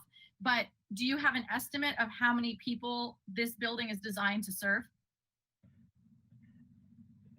Yeah, Commissioner Bonnerson, yes, thank you. So what it is there will likely be one person who's set here, because obviously there'll be equipment stored throughout the day, right? The vehicles will come and go, but there is equipment, equipment that will be set here. So there most likely will be one person who's just parked here, yeah. Okay, and then the other people come and go during the day and use the facilities during the day. Yes, Commissioner Bonnerson, that would be the case. So, for example, the driver arrives in the morning, uses the facilities, goes out for the, takes the vehicle out, comes back, takes a break, those kinds of, ancillary uses. And do any of those employees also use or serve any of the other sites? Is there any overlap in employment scope of work that any of your employees do that may lead them to one of the other sites? Thank you, Commissioner Bonnerson. That's also a good question. So these employees, for example, someone who drives the truck, they're driving out to, let's say, the Riviera, or out to Montecito, or out to Goleta. That's where their route is. So these are people who are scattered in multiple different locations. It just depends on where their route is. If their vehicle, number 63, is parked here, then they will come here and, start here and leave here, at the end of the day. But where they're working could be anywhere in the, Marburg scope of services throughout the county. Sure, thank you. I appreciate the depth that you're going in, and I appreciate your patience with my repetition here. What I'm hoping to accomplish is to be very, very clear on the connectivity between this proposed development and your existing Marburg sites that are spread out throughout the this immediate neighborhood.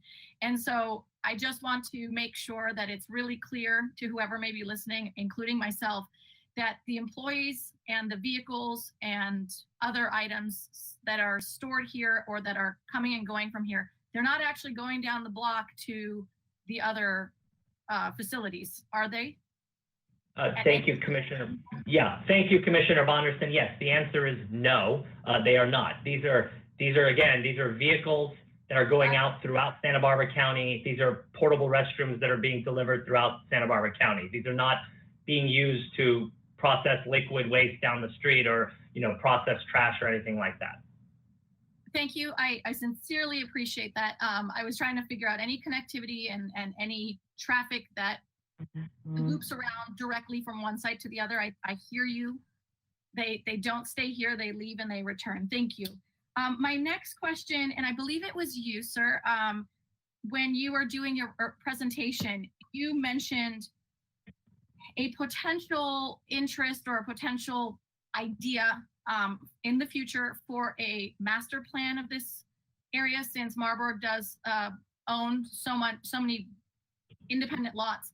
Could you, just for our interest, discuss that a little bit further? What may be in the plans, or is there something that you can just talk about with that in mind?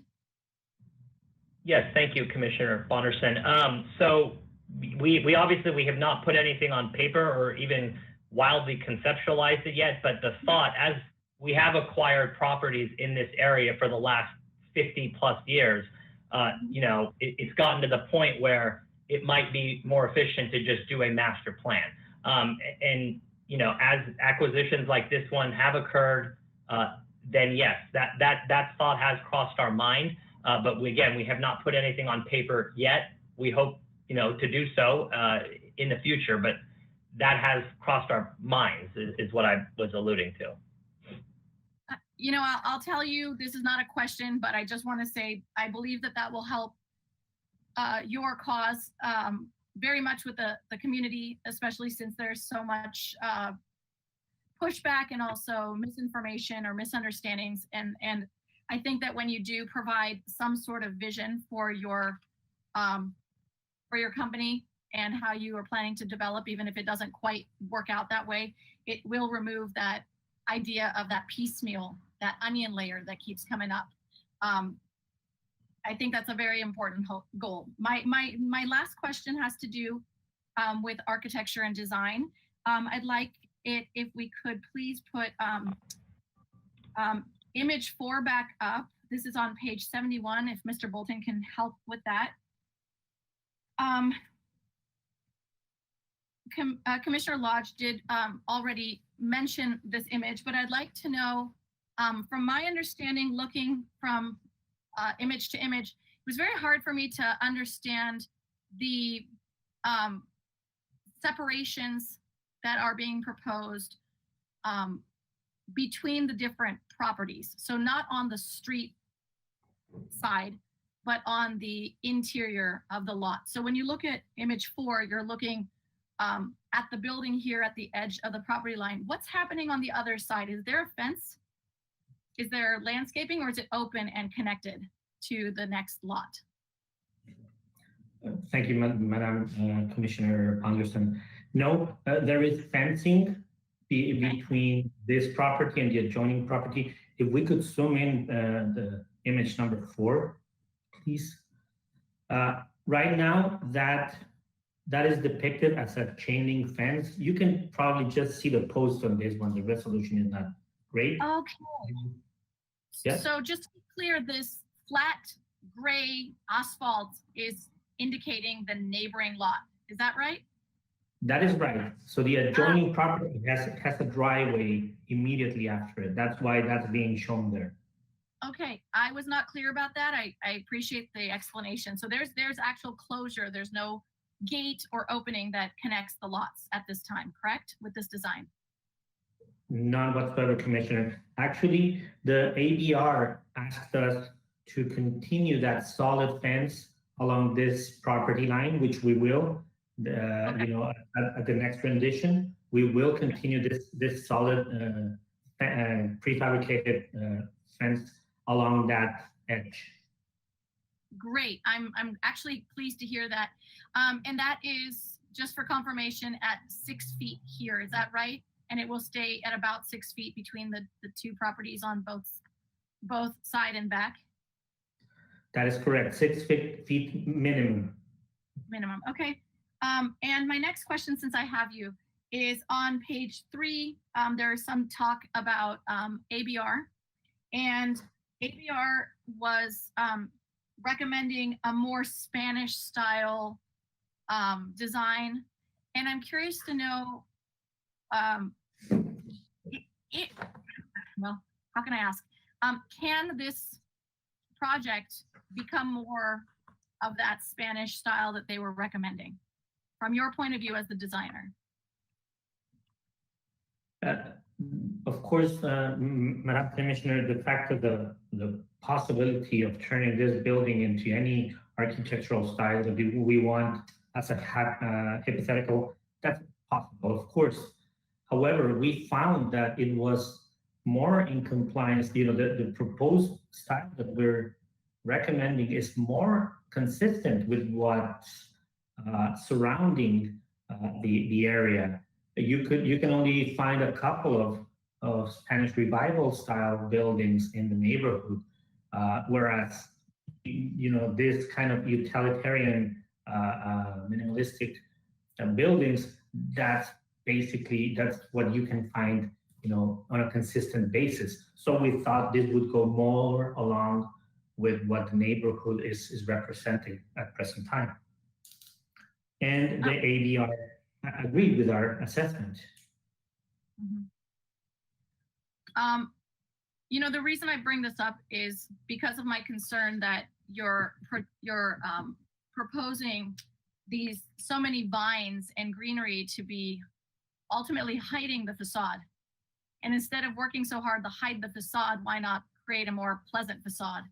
I am really interested in speaking more about that in my deliberations.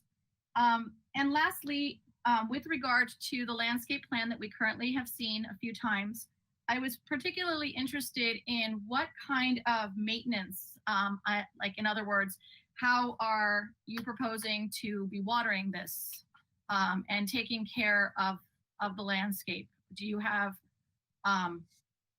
different types of sprinklers or tubing, or what kind of maintenance have you proposed along with this to keep the landscape healthy? I can answer to that. So that'll be on an automated irrigation system. So the trees will be irrigated separately. The vines have an option of being in fact, I'd probably prefer having them on their own separate valve as well. So it'd be likely everything would be irrigated by bubbler irrigation, so they have the low flow to meet the requirements of the state these days. And then everything would be controlled by an automatic timer that would be positioned in the building itself or adjacent to the building. Thank you. I'm happy to hear that. I do have one question for staff, and I don't know if it would be Mr. Busk that would be best.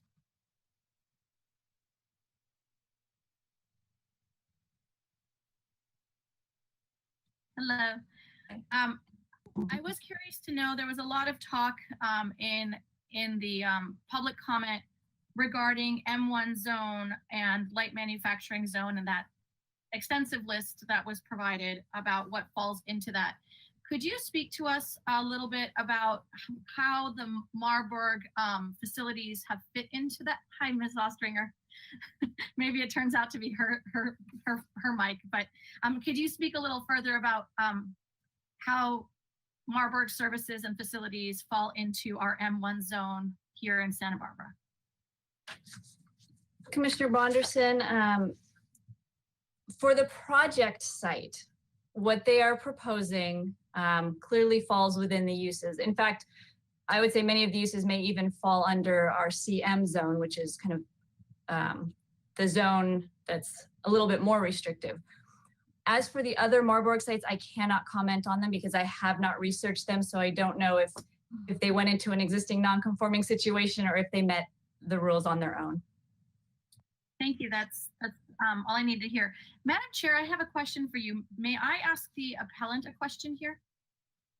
Sure, and then let's turn it over to Vice Chair Escobedo after that. Thank you. Yes, ma'am, I have one question. Yes, Ms. Ostringer? Sorry for the interruption, Chair and Commissioner Bonderson. I just wanted to reiterate that this is a public hearing and we're only taking, the only thing on the record that you are to consider is verbal testimony. So if you're receiving any outside communications outside of this meeting, please only consider the verbal communications. Thank you. Got it. Ms. Ostringer, I have a question for you before I present my question. May I? Thank you. Just to be safe and to be clear, the appellant made a certain statement, and I would like to know about that statement. Is that appropriate here? Yes, if it was made in the public hearing. Okay, so that's what I'll keep it to. Thank you for your clarification. Mr. Dolev, are you available? Yes, I'm here. Hello. I had a question based on your presentation. You stated that this project violates numerous state laws at the level. Do you have those details? Do you have a state law that it violates?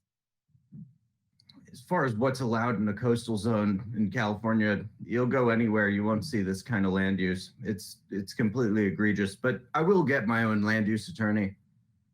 That's their job to figure this out. I was simply interested to know if you had language that you could produce for us today. Today, no. City Council, sure. Okay, that's all I needed to know. I can only make decisions on what I have in front of me. Thank you. Thank you, Madam Chair. That's the end of my questions. Okay, thank you. Vice Chair Escobedo, questions of any of the participants today?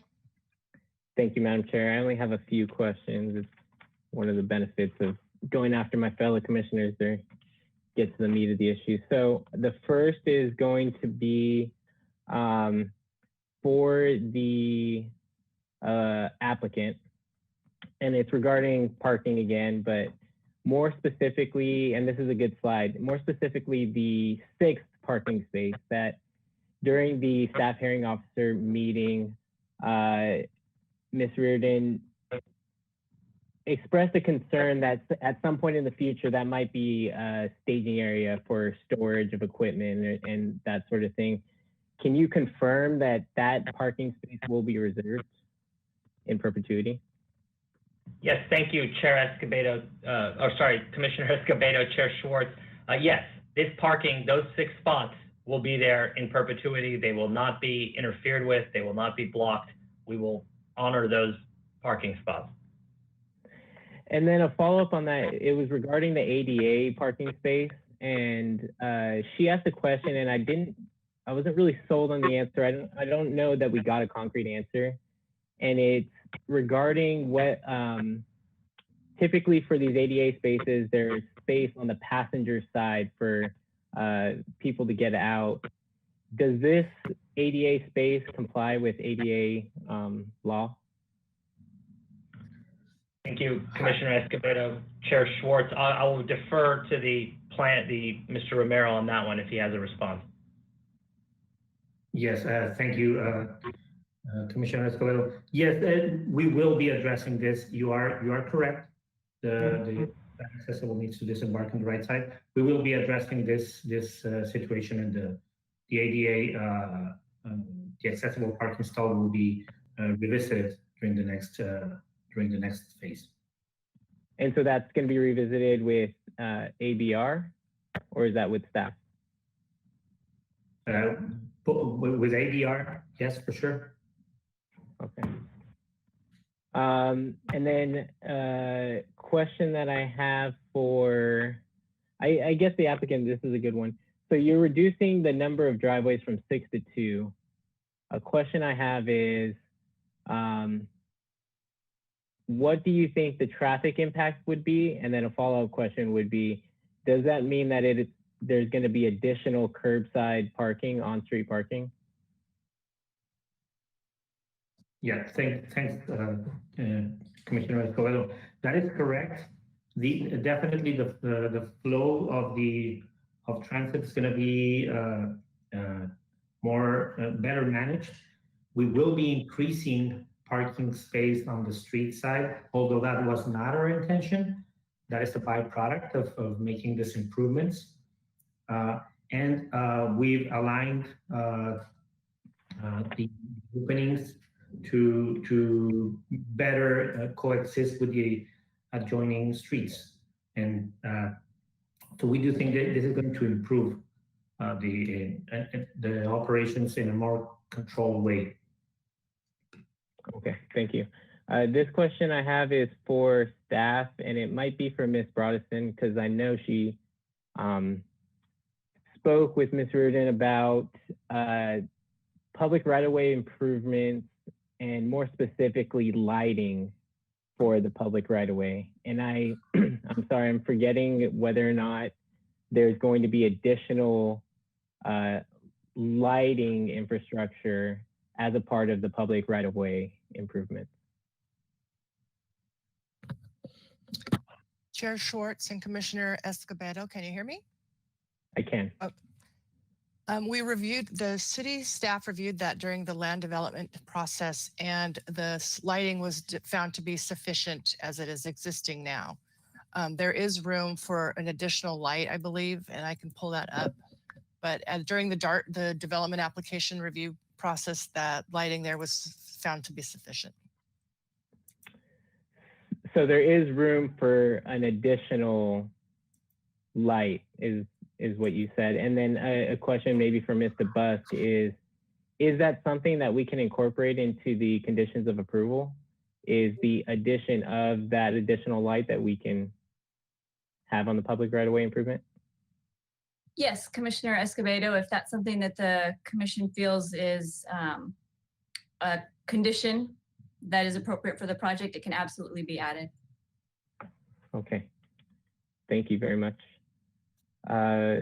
Chair Schwartz, I believe those are all of my questions. Thank you. Thank you, Vice Chair Escobedo. I want to pick up where Vice Chair Escobedo left off. Could someone please point me to a more detailed description of the public right-of-way improvements? And I apologize if I'm overlooking that in our package somewhere. We have 112 pages of material that we've needed to sort through here. Whoever would like to take that, please, from the applicant team.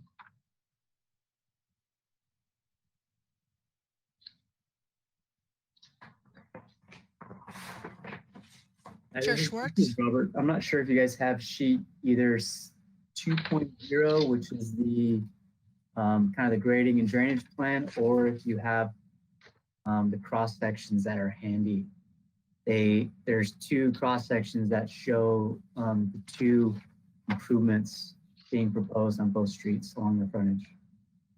Okay, let's go to staff and see what document might be best that Mr. Bolton has access to put up on the screen to illustrate that. And you can walk me through it if you would.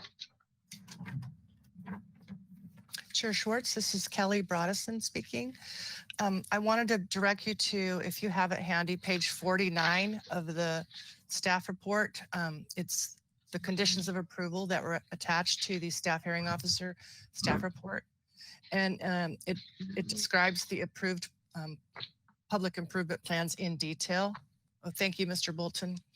And that will be, these conditions will be required to be complied with during the building department phase. Once the project finishes ABR, actually, these things will be required to be shown on the plans prior to the project getting final approval at ABR. And then they will be plan checked in detail by the Public Works Department during the building permit phase. Okay. And they All should right. be shown on the site plan actually too. Yes, I was hoping that maybe we could see that on the site plan in a way that would make it easy to view. Yeah, if you zoom in, if you on the, I guess, the left side of the page, you'll see the arrow. That's kind of a cross section. You just zoom right in there. So what you're going to see there is if you were to measure from the center line to the property line, there's about 30 feet. And so what's being shown is a 15-foot drive, an 8-foot parking width with curb and gutter. You're going to have a 4.5-foot parkway, and then you're going to have a 6-foot sidewalk with the 6-foot sidewalk straddling the property line approximately 3.5 feet. So then there will be a 3.5-foot right-of-way dedication associated with these improvements. Okay. Is that Mr. Camacho speaking? That's correct. Okay, thank you, Mr. Camacho. Thank you for that. Okay, that's one question. My colleagues have asked most of my questions. I just have a few more, I think. Back to the new fencing, the new wall on the southeast site elevation that's been discussed. I know it was mention of, and this goes back probably to the beginning of Commissioner Higgins' questions about this green screen or green, the landscaping, greening the wall, the fence. Maybe staff could direct my attention to some language in our conditions of approval regarding maintenance of the green screening. Do we have that in our conditions of approval? And let me go to the conditions right now while we're talking. Excuse me a minute. Again, we have a lot of paperwork. So the conditions are Exhibit D starting on page 101 of 112, I think, in our packet. Yes, Chair Schwartz, condition B4 requires that they maintain the landscape plan. So whatever is approved on their landscape plan must be kept in perpetuity. Okay, so to the applicant, I would just ask you then, if you intend to provide sufficient detail back to ABR on this, so that the finalized landscape plan will become a requirement for maintaining this in perpetuity. Can someone just confirm that for me, if you would, please? That's going to be a commitment on your part. Chair Schwartz, yes, well, we've confirmed that commitment. Okay, thank you. Let's see, let me continue on. I think my next one is on page 106 of 112 in our packet. This is under Community Development Department. 2A speaks to soil contamination. Mr. Bolton, if you would please pull that up for us. And so it shows here, and this is not unfamiliar to the Planning Commission in terms of certain areas of our city that have been known over many decades to have prior uses that created soil contamination. You're going to start with a phase 1 that's going to have to involve the county environmental health offices. And I want to ask you this question in conjunction with, so here, in conjunction in terms of timing and coordination of page 109, conditions of approval pertaining to archaeological resources. Maybe somebody could just explain to me the timing of analyzing the soil for contamination, and if necessary, the remediation of that in conjunction with having a Barbareño Chumash representative available for monitoring. Could the soil disturbance reveal that there are cultural resources, architectural cultural resources that need to be further evaluated? Who might be in a position to help me understand that? I don't know if it's Ms. Broadison on the side or Mr. Busk. Thank you. Thank you, Chair Schwartz. So for this parcel, we do not anticipate that there will be any archaeological resources. This is a standard city condition that gets applied to all projects. However, if when they're doing the soil testing, they find something, they need to stop work, contact us, and then we would move forward with the appropriate archaeological report based on the city's standard practices. Okay. We just never know where we're going to find architectural and, I should say, archaeological and cultural resources in our city. We're such an old city with rich heritage in that regard. And I think maybe lastly, excuse me 1 minute. Commissioner Wiscombe asked a question that I wanted to follow up on. And I think this may be my last question. Page 107 of 112, pertaining to construction, storage, staging. I wasn't quite clear from the applicant's response exactly what the commitment will be. I mean, I see the language here, no parking or storage shall be permitted within the public right-of-way unless specifically permitted.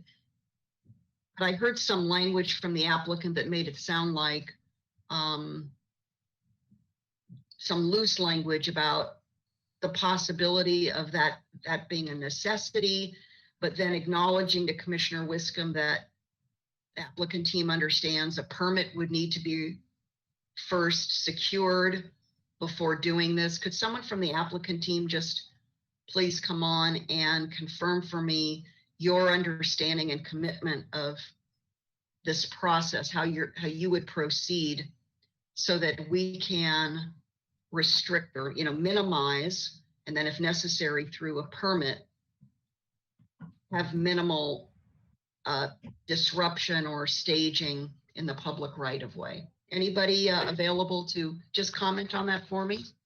Yes, thank you, Commissioner Schwartz. Yes, we will abide by the city's regulations. We will not utilize the right of way for any construction, parking, or storage without the applicable permits. We will arrange for off-site parking on adjacent lots for contractors as necessary as well. Excellent. That's exactly what I wanted to hear, Mr. Forzonda. Thank you. You went the extra distance, which I was hoping you would. Okay, I think with that, those are my questions. Colleagues, if you would please rejoin, and I'm going to just look for a hand raised who would like to kick off. Commissioner Wiscombe, and then Commissioner Higgins, please. Thank you, Madam Chair. I don't know if Commissioner Higgins was raising his hand or doing something with his hair. No, I'll do both.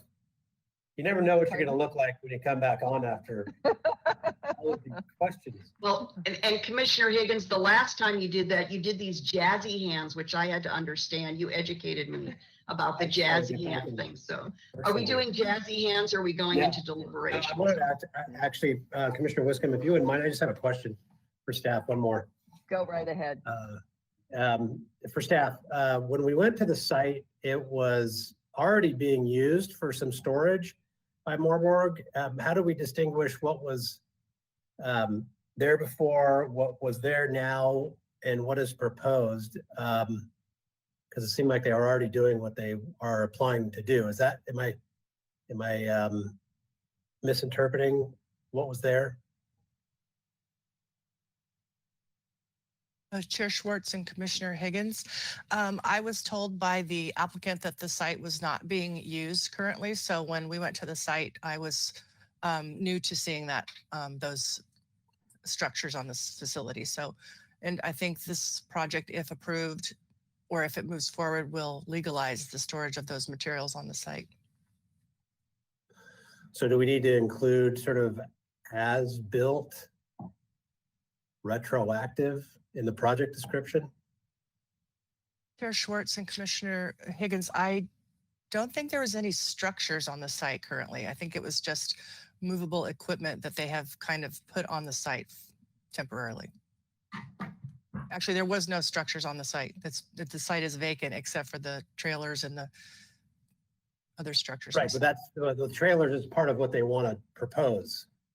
So you understand my question. They're proposing to store trailers and whatnot, but they already are. Is that a problem? It needs to be rectified with this project description and all.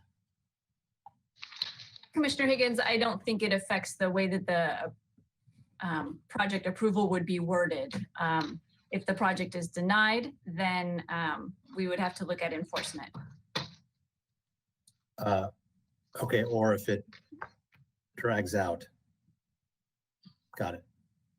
Okay, thank you. Go ahead, Commissioner Wiscombe. Thank you, Commissioner Higgins. Back to you, Commissioner Wiscombe, please. Thank you, Madam Chair. Okay, I want to start by saying that I appreciate the tremendous efforts made by the appellant and all those who expressed concerns and expressed support in upholding the appeal. I think the photos and videos provided were definitely concerning. I also appreciate the comments that were made by those that support the project. I think we had a good balance of both sides. So that being said, we as a planning commission must only consider the site itself. That is our role, and its proposed uses, since it's entirely surrounded by M1 zoning. So it's a standalone project with no modifications and no variances. It complies with the pedestrian master plan, and I believe the pedestrian, the street will be a great improvement to the area. I'm actually quite excited about that. Regarding parking, the site will be compliant. we have a building with a certain square footage that requires so many parking spaces, and the applicant has demonstrated the ability to provide those spaces. Regarding other Marburg properties, some are legally non-conforming, and when they get redeveloped, they will need to address parking in relation to the development. But we as a planning commission have nothing to do with those sites as they exist today. We only have this particular site in front of us. So my recommendation is that we deny the appeal, but add a couple conditions. And one is that all the street trees be 24-inch box. So that includes the 10 on Quarantina and the 3 on Quintientos. And then Commissioner Escobedo talked about having an additional light added. I don't know where that is, but I would absolutely support that if it's going to improve the project. And Commissioner those Wisdom, are in my, terms of yeah. the size of the trees, can we go to the conditions of approval language just to coordinate with staff as to where we might insert that? Yeah, Maybe that's, Mr. Bolton can pull up the conditions of approval, and I'm looking now. Where would we this want is on 50 of 112, Madam Chair. It actually starts on 49 of 112 with the Quinientos street public improvements, but that's not where they. No, I'm sorry. I apologize. That's where they determine the quantity, but it's not where they determine the size. I think that's where we could ask Mr. Bus, but I think that's where it's appropriate to add the size. The Quarantina trees are already specified at 24-inch box. So it's the brachychitons that are 15 gallons that I would like upgraded to 24-inch box, just for additional impact. And I'm sorry, what page are we on, staff? Well, maybe Mr. Bus could help us out, but page 50, 49 and 50 talk about the public improvements. Mm-hmm. The Yes, street. Chair Schwartz and Commissioner Wiscombe, it would be conditions D1D and D1E that talk about the street trees, and we could certainly specify the size. We could also add it to the design review condition just so that it's, we're sure that the Perfectly plans clear. show it in advance. Yes. Okay, good. Yeah, Sounds the like plan would only have to change with that.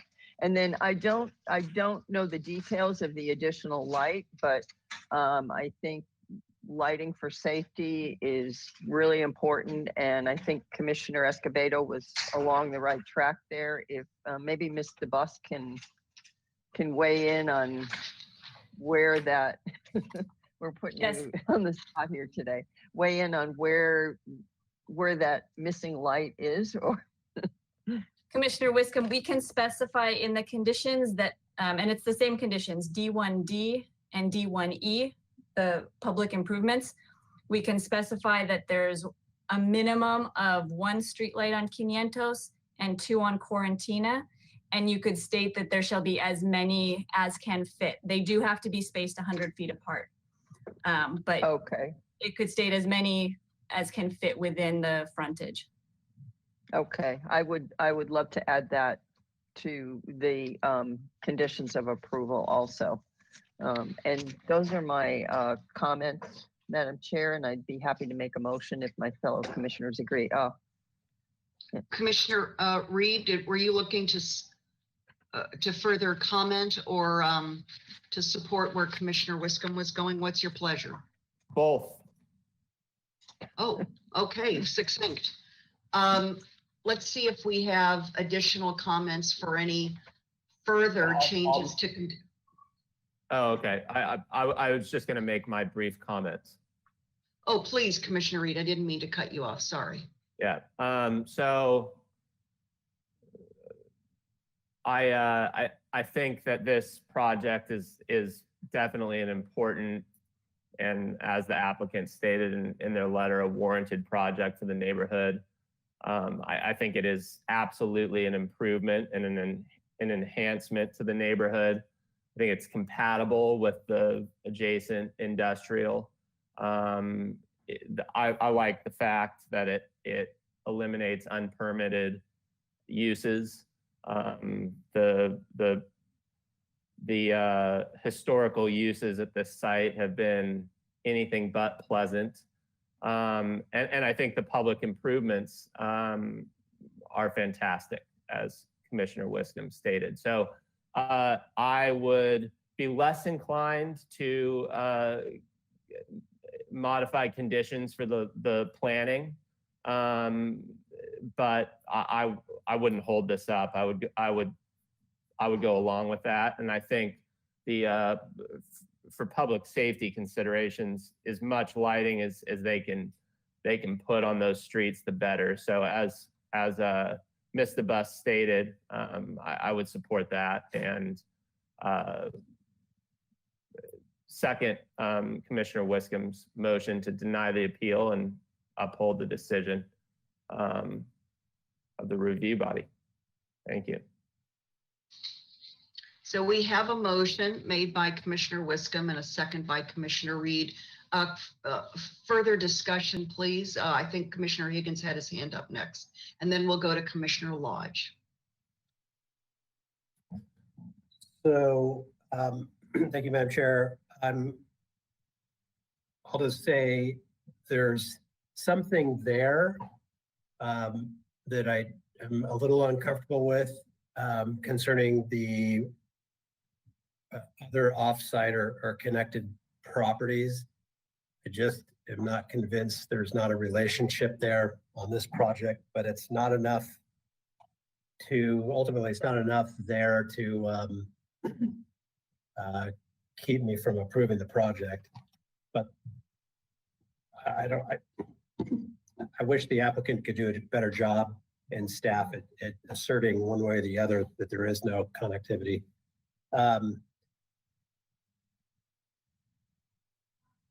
Commissioner Higgins, may I ask you a question? Sure.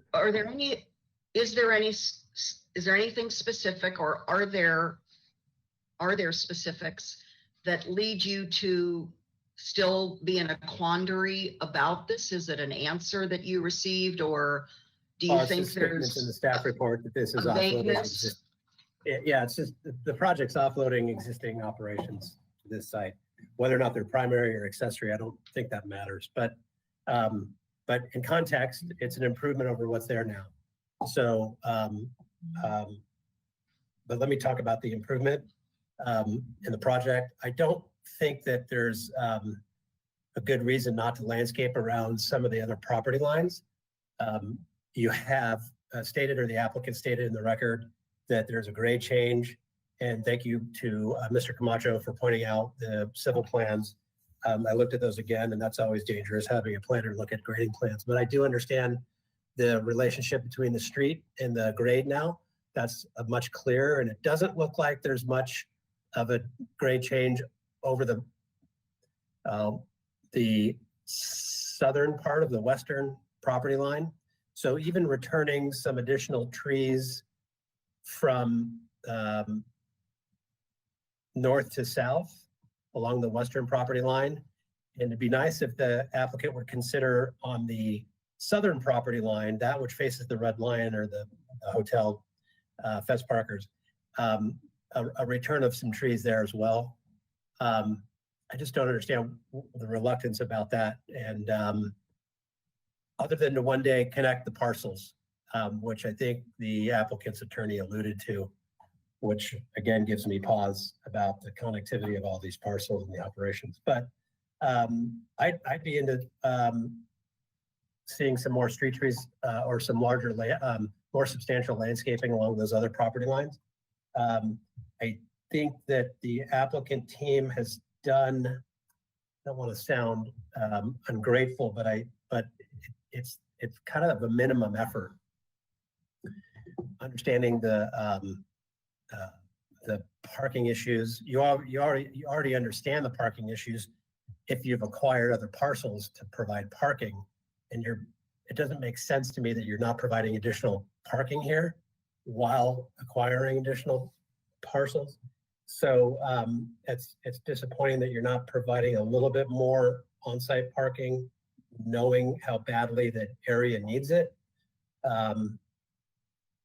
I do think additional street trees or taller walls on the property are going to be more beneficial than not. One of the public speakers indicated the tall profile of the trucks is going to need to be screened. So I'd support that. And it's a good thing that we're not needing to make findings for exemplary architecture. I'll wait to hear from some of my other colleagues. Thank you. Thank you, Commissioner Higgins.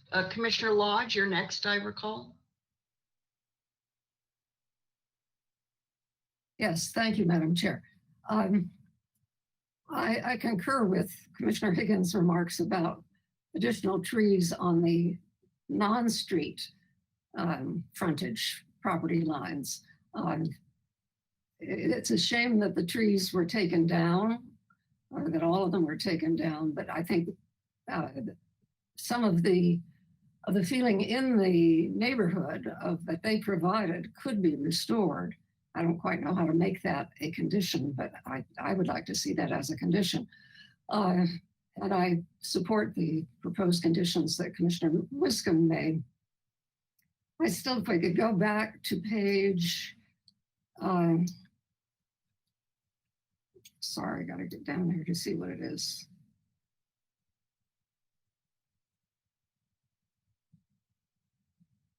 A302, Mr. Bolton.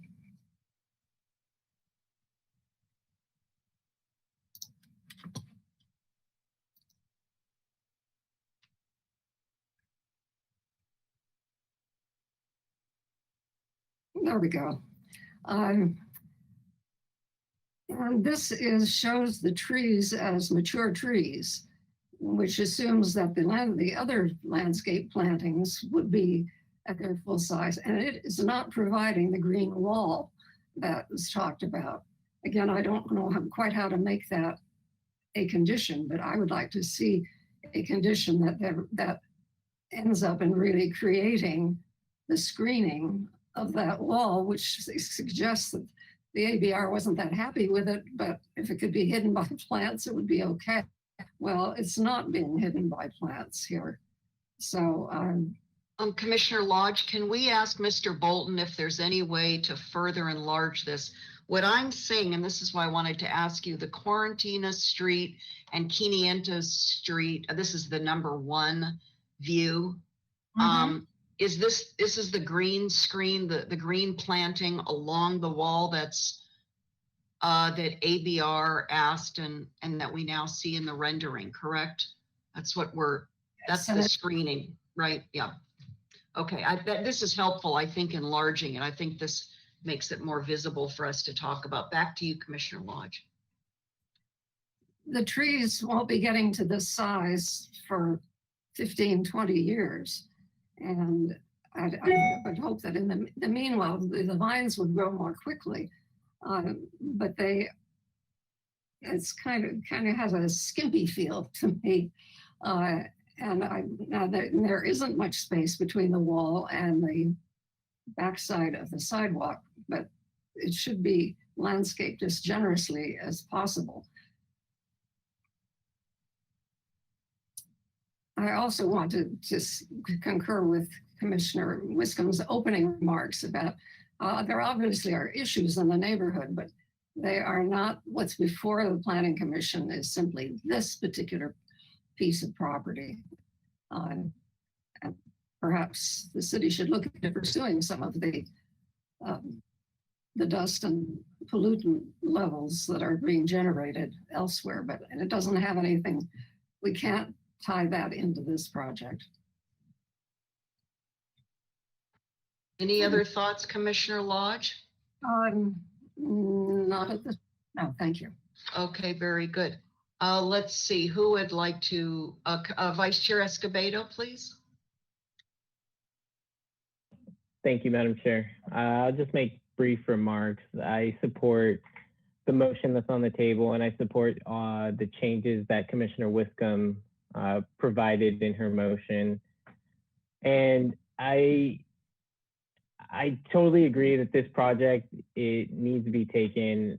We have to take this site alone. I do think that there are some concerns about the dust and the pollutants that we should look into.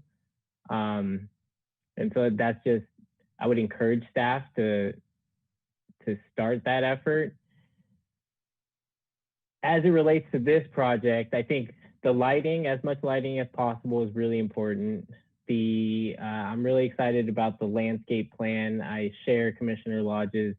I wish we would get these mature trees a lot quicker, but when we do, it will look, it will be a huge improvement on what's there currently. A couple of concerns that I have is one, that 6th parking space. I share Ms. Reardon's concern that could in the future cease to exist, either being storage area or otherwise. So I'm not sure how we can follow up in the future to make sure that remains there. I also have a concern about the ADA parking space because of the space needed on the passenger side. And when you look at the parking spaces as they are proposed now, there's not much room to work with. And so I am very curious on how they are going to incorporate that into their layout. And so again, encouraging staff, and I don't think that we include this in the conditions of approval, but that's something that needs to be addressed before this is built, is that ADA spot needs to be appropriate according to ADA law. So those are a few concerns that I have. I'm just trying to think through. Yeah, and so I support. Vice Chair Escobedo, regarding the parking and the concerns you just expressed, do we want to ask staff to confirm what the requirements are, the measurements to ensure protection of the use as designed, as laid out in the plan, and ultimately, let's just assume for just a moment, approved? Anything else that would shore up that assurance is needed? I'd appreciate that if staff could talk a little bit about how we are going to get this addressed. And I think the applicant mentioned maybe at ABR, but I'm not sure that that's the most appropriate place for this to be addressed. So if Ms. Dubusky can clear that up for us. Correct. Chair Schwartz and Commissioner Escobedo, it is something that will absolutely be looked at through the building and safety review prior to issuance of a building permit. However, since the applicant is aware that the ADA space does not currently comply, it should be addressed before this project returns for ABR project design approval, so that we can see what implications it has on the rest of the site planning to make sure that everything still works. And so with that, if you wanted to add that as a condition of approval, it doesn't have to be specific because you're not going to solve it for them, but you could add a condition to the design review section that the accessible parking needs to be addressed prior to project design approval. Thank you, Mr. Buss. So then I would ask the motion maker and the seconder if they would be open to a amendment to the motion to incorporate that requirement that they figure out the ADA spot before going to ABR. That's fine with me. Commissioner Reed, if when you're ready to come back, I don't know if you heard yeah, that's fine.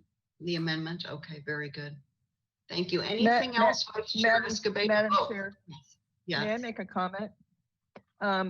We've heard several things about or several comments about concerns about the perimeter wall and the landscape enhancements to it. So I was wondering if we could add a condition if that the perimeter wall landscape enhancements and at-grade plantings, since we don't really have those details yet, that's just an aside, shall be incorporated into the landscape plan as approved by the ABR. So it gets specific to that. And with that, I'll ask to the point you just made, to ask staff, is that not a standard given, or would this be Yes. Mr. Buzz? Yes, Chair Schwartz, you're correct that that would be a standard requirement prior to them resubmitting for design review. So the question would be if there's something more specific that you'd like to give ABR as direction, that if you want to see more planting or a wider planting strip, those would be the types of direction. But they will absolutely see a landscape plan that identifies the species, the quantity, the spacing of all the plants. Okay, as long as they're going to see that, because that's the concern, that this kind of falls by the wayside. I kind of got that from my fellow commissioners' comments that, you know, because we're not seeing it here. We're not seeing the details. We're seeing the species, but we're not seeing anything else other than other than a visual of, you know, what it's supposed to look like. So, okay, I'm fine with that then. Thank you. Okay, yeah, I think that, you know, and there's more back and forth at ABR to be certain. Let's see, Commissioner Bonder, no, Vice Chair Escobedo, were you concluded? I didn't want to cut you off. Yes. Yeah, thank you, Madam Chair. That's all for me. And so we heard an acceptance of approval of a friendly amendment, so that's on the table now. Commissioner Bonderson, thoughts, please? Thank you, Madam Chair. It's so comfortable going towards the end because you've all expressed so many of my thoughts, and Commissioner Wiscombe took a lot of my last thoughts away right now. So thank you for putting so much emphasis on the landscaping. I think that that's a really important topic. I do agree with requesting larger boxes, the 24, I wish we could go even bigger. But as Commissioner Lodge said, we're not going to see that development in those trees anytime soon. And it doesn't really lend itself to that beautiful expectation that we have for many, many years. But we're got to take what we can get and move forward with what is being proposed with the best intentions in mind. I appreciate the thoughts about adding lights. I'm glad that came up. And I also have to agree with Commissioner Higgins that this is definitely not one of those moments that we see exemplary architecture. And I certainly hope that ABR will do their best to bring it to whatever level that they can bring it to if given the opportunity. Other than that, Madam Chair, I agree and I support the motion. I will be moving forward with you. Okay, very good. Any other comments before my comments? Yes, Commissioner Lodge, please. Thank you, Madam Chair. I would like to see a condition added referring to increased landscaping and perhaps widening of the space between the backside of the sidewalk and the wall, so that some really generous landscapes shall go in there. I know Commissioner Wiscombe, perhaps you could just some wording if you agree.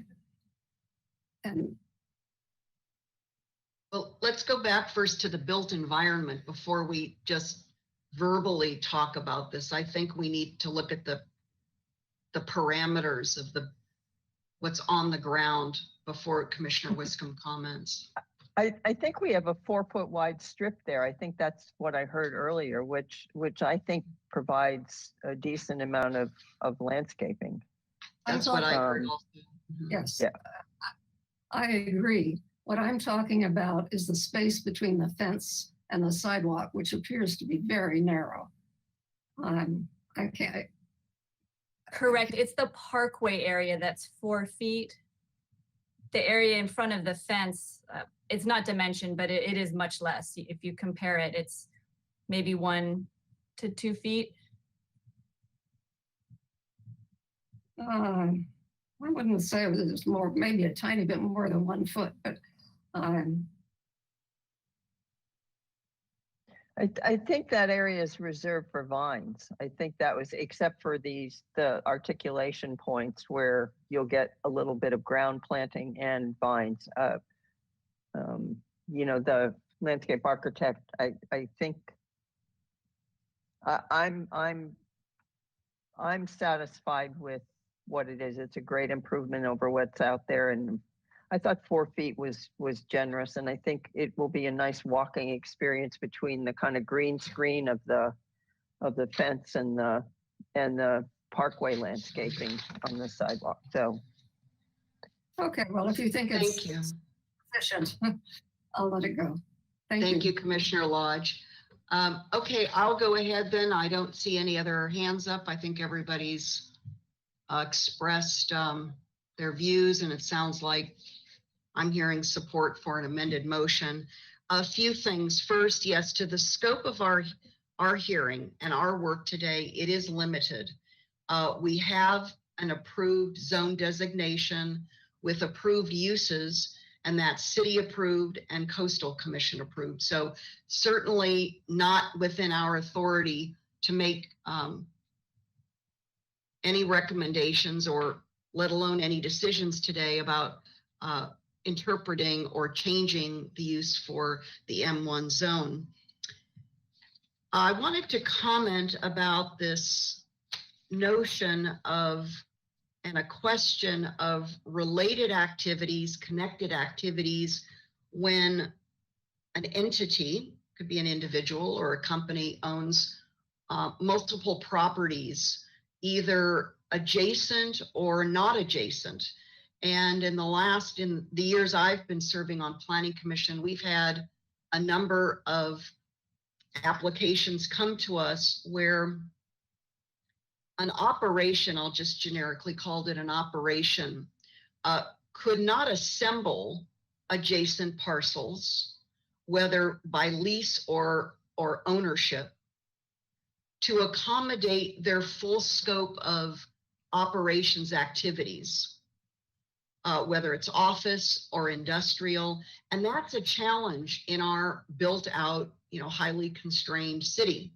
If we were in the large suburban areas of other parts of California, there would be a lot of land that could be brought together to consolidate operations, but that's not Santa Barbara. So it seems to me, if we have the right conditions of approval, and I'm hearing a package of conditions that I'm supportive of, given our appropriate scope today, to me, it's an environmentally improved business proposition, land use proposition, to have an immediately adjacent or very nearby property used for part of the, in this case, the company's overall operations, so that there's less traffic on the street. They're not traveling at a great distance, which we know contributes to air quality contamination, clogs up our roadways, and there are other downsides or detriments to longer distance travel when an entity, in this case a business, has to go back and forth between one site and another. So to me, there's an environmental efficiency and environmental superiority in the business operations when we can bring those different operational aspects closer together physically. So in that regard, to me, this is moving us forward in a positive light. Now, the public has brought up various issues, and I really appreciate all of the public speakers who spent their time expressing interest and concerns. There's some things that are outside of an individual property owner's control, and I just want to mention one because I've become so involved with homelessness issues. Some of you know I've been involved with this for actually many, many years, long before I was a planning commissioner. And we have issues pertaining to those in our community who are on the streets that are not any one property owner's responsibility. It's a much broader set of human condition and public health issues that our city leaders have to grapple with, that even the Board of Supervisors in partnership need to address. So I'm not one to lay at the feet, so to speak, of any particular property owner what they should or shouldn't be doing, except to do their best to communicate with and coordinate with governmental representatives to address this very complex human condition and public health crisis that we really have before us. Let me go to just a couple of other items, and then we can ask Ms. Fennessy come on and call for a vote. I think with each property, whether it's in the M1 zone or any other zone, where an application comes through, there are these unique opportunities to determine if it's a contaminated site. And we have areas closest to the ocean that are the most contaminated. So that we're going to be determining if remediation is needed is really a good thing. We're going to make public right-of-way improvements. That's a good thing. We're going to reasonably green up the street.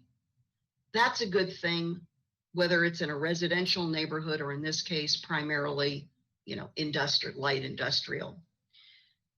I would be hesitant to require an extraordinary amount of landscaping because this is a light industrial, or even we could say mixed use. Some older, smaller residential properties with residents nearby, but also it really has the look and feel still of a light industrial neighborhood. And I think it would be out of place to over landscape.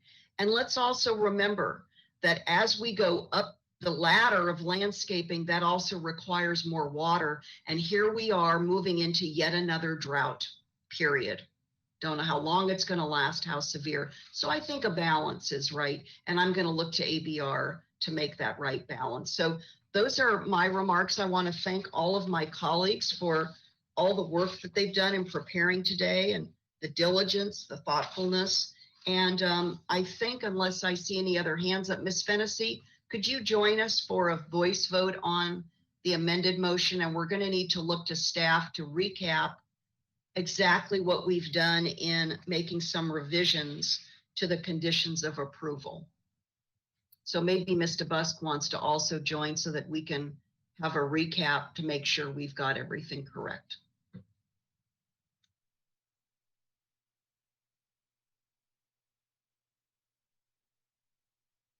Mr. Busk, can you join us just to do a recap of the amended motion before Ms. Fennessy goes to a voice vote? Sure, Chair Schwartz. Let me just go back to my notes. Okay, so the motion was to deny the appeal with the following additional conditions. All street trees shall be 24-inch box, and we will add that to conditions D1D and D1E, as well as adding a new condition to section C under design review. And that there shall be as much street lighting as possible, and that will be added to condition D1D and D1E. The third condition was that the accessible parking space shall be addressed prior to ABR project design approval, and that will be added into section C design review.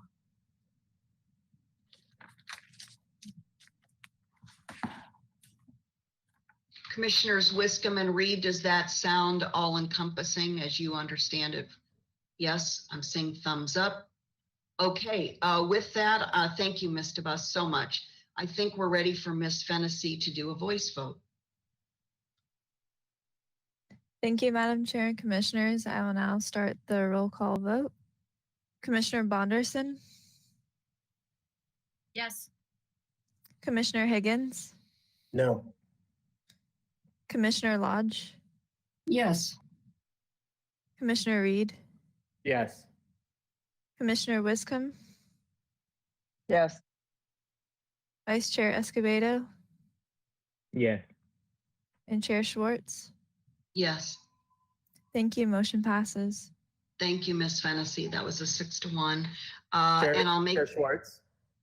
yes, Commissioner Reed, please. I've been hanging on as long as I can. I had something come up. I'm gonna have to duck out now. So I'm Okay, glad we thank got you through so that. much. And Thank you yes, so thank you much. guys.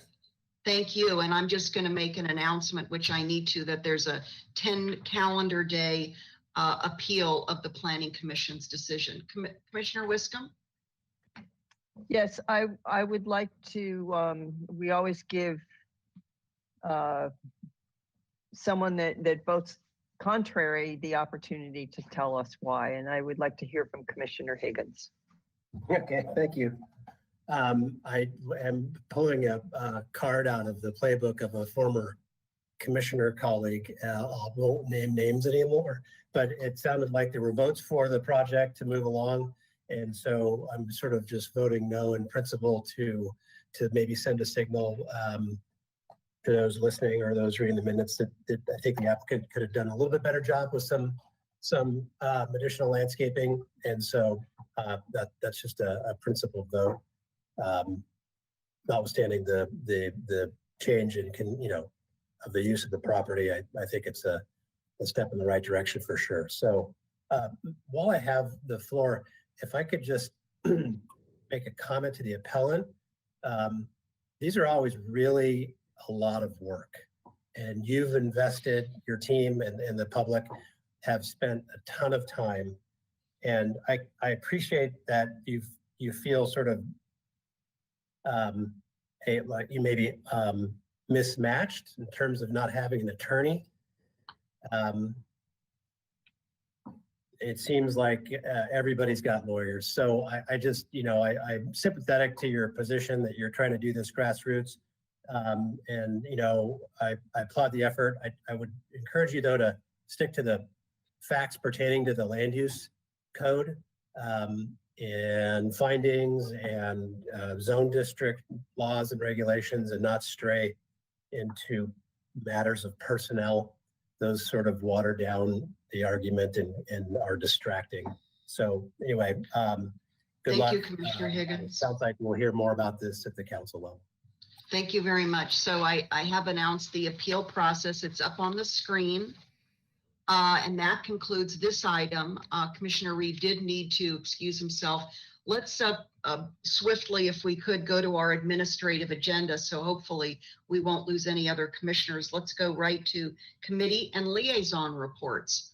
Anyone have any reports to relay? Commissioner Lodge, please. Thank you, Madam Chair. The City Council Sustainability Committee met on Monday, which was May 17th, and had a report from the sustainability staff on their efforts to facilitate the use of electric vehicles. Last year, 2020, 8% of the vehicles sold in California were electric vehicles. One of the big problems with them is that people's reluctance is getting them recharged and the distance that they get on the recharge.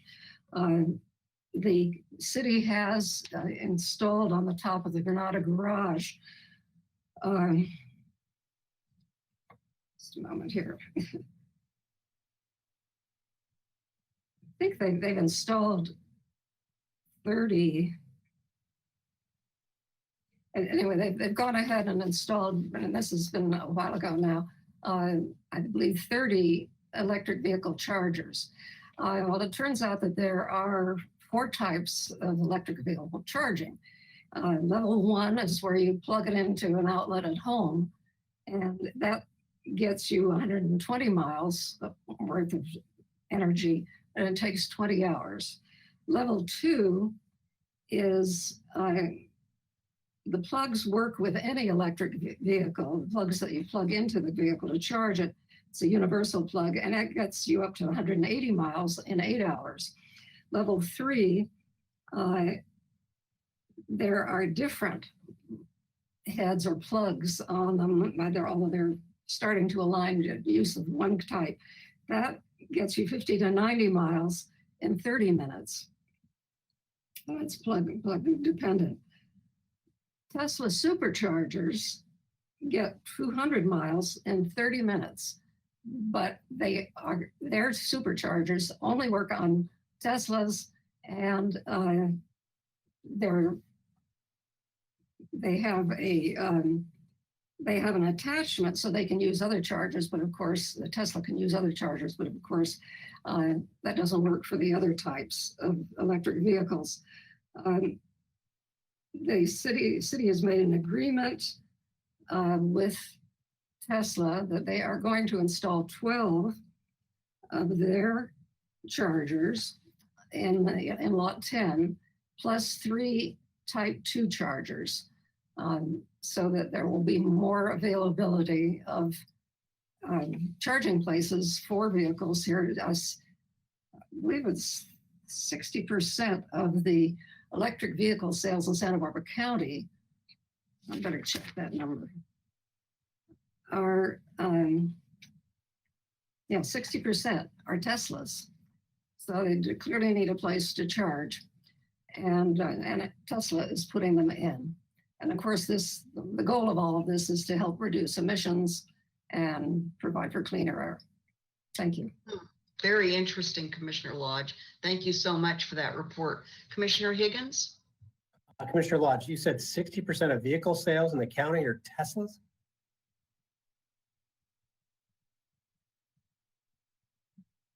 %60 of electric vehicle sales. Oh, got it. Thank you. It's only Okay, 8%. Only 8% statewide for electric vehicles, but it keeps going up every year. Yeah, well, Commissioner Jordan might have a problem with the Tundra sales statistic you just. Oh, We're not going to go back there, Commissioner Higgins. Oh my goodness. Back to the truck conversation. So in terms of show report, nothing other than coastal ADUs and open yard modifications. Okay. And we are in a little bit of a hiatus with the Highway 101 Design Corridor Committee, so nothing to report there. And Madam Chair, I'd like to add a comment, if I may. You all may have noticed that yesterday Ford announced that it is making its most popular truck available as an electric vehicle. Yeah, you see, Commissioner Escobedo is cheering. There's the jazzy hand. There we go. Okay, right back at all the truck owners. Oh, okay, a little bit of levity. We have to get to that.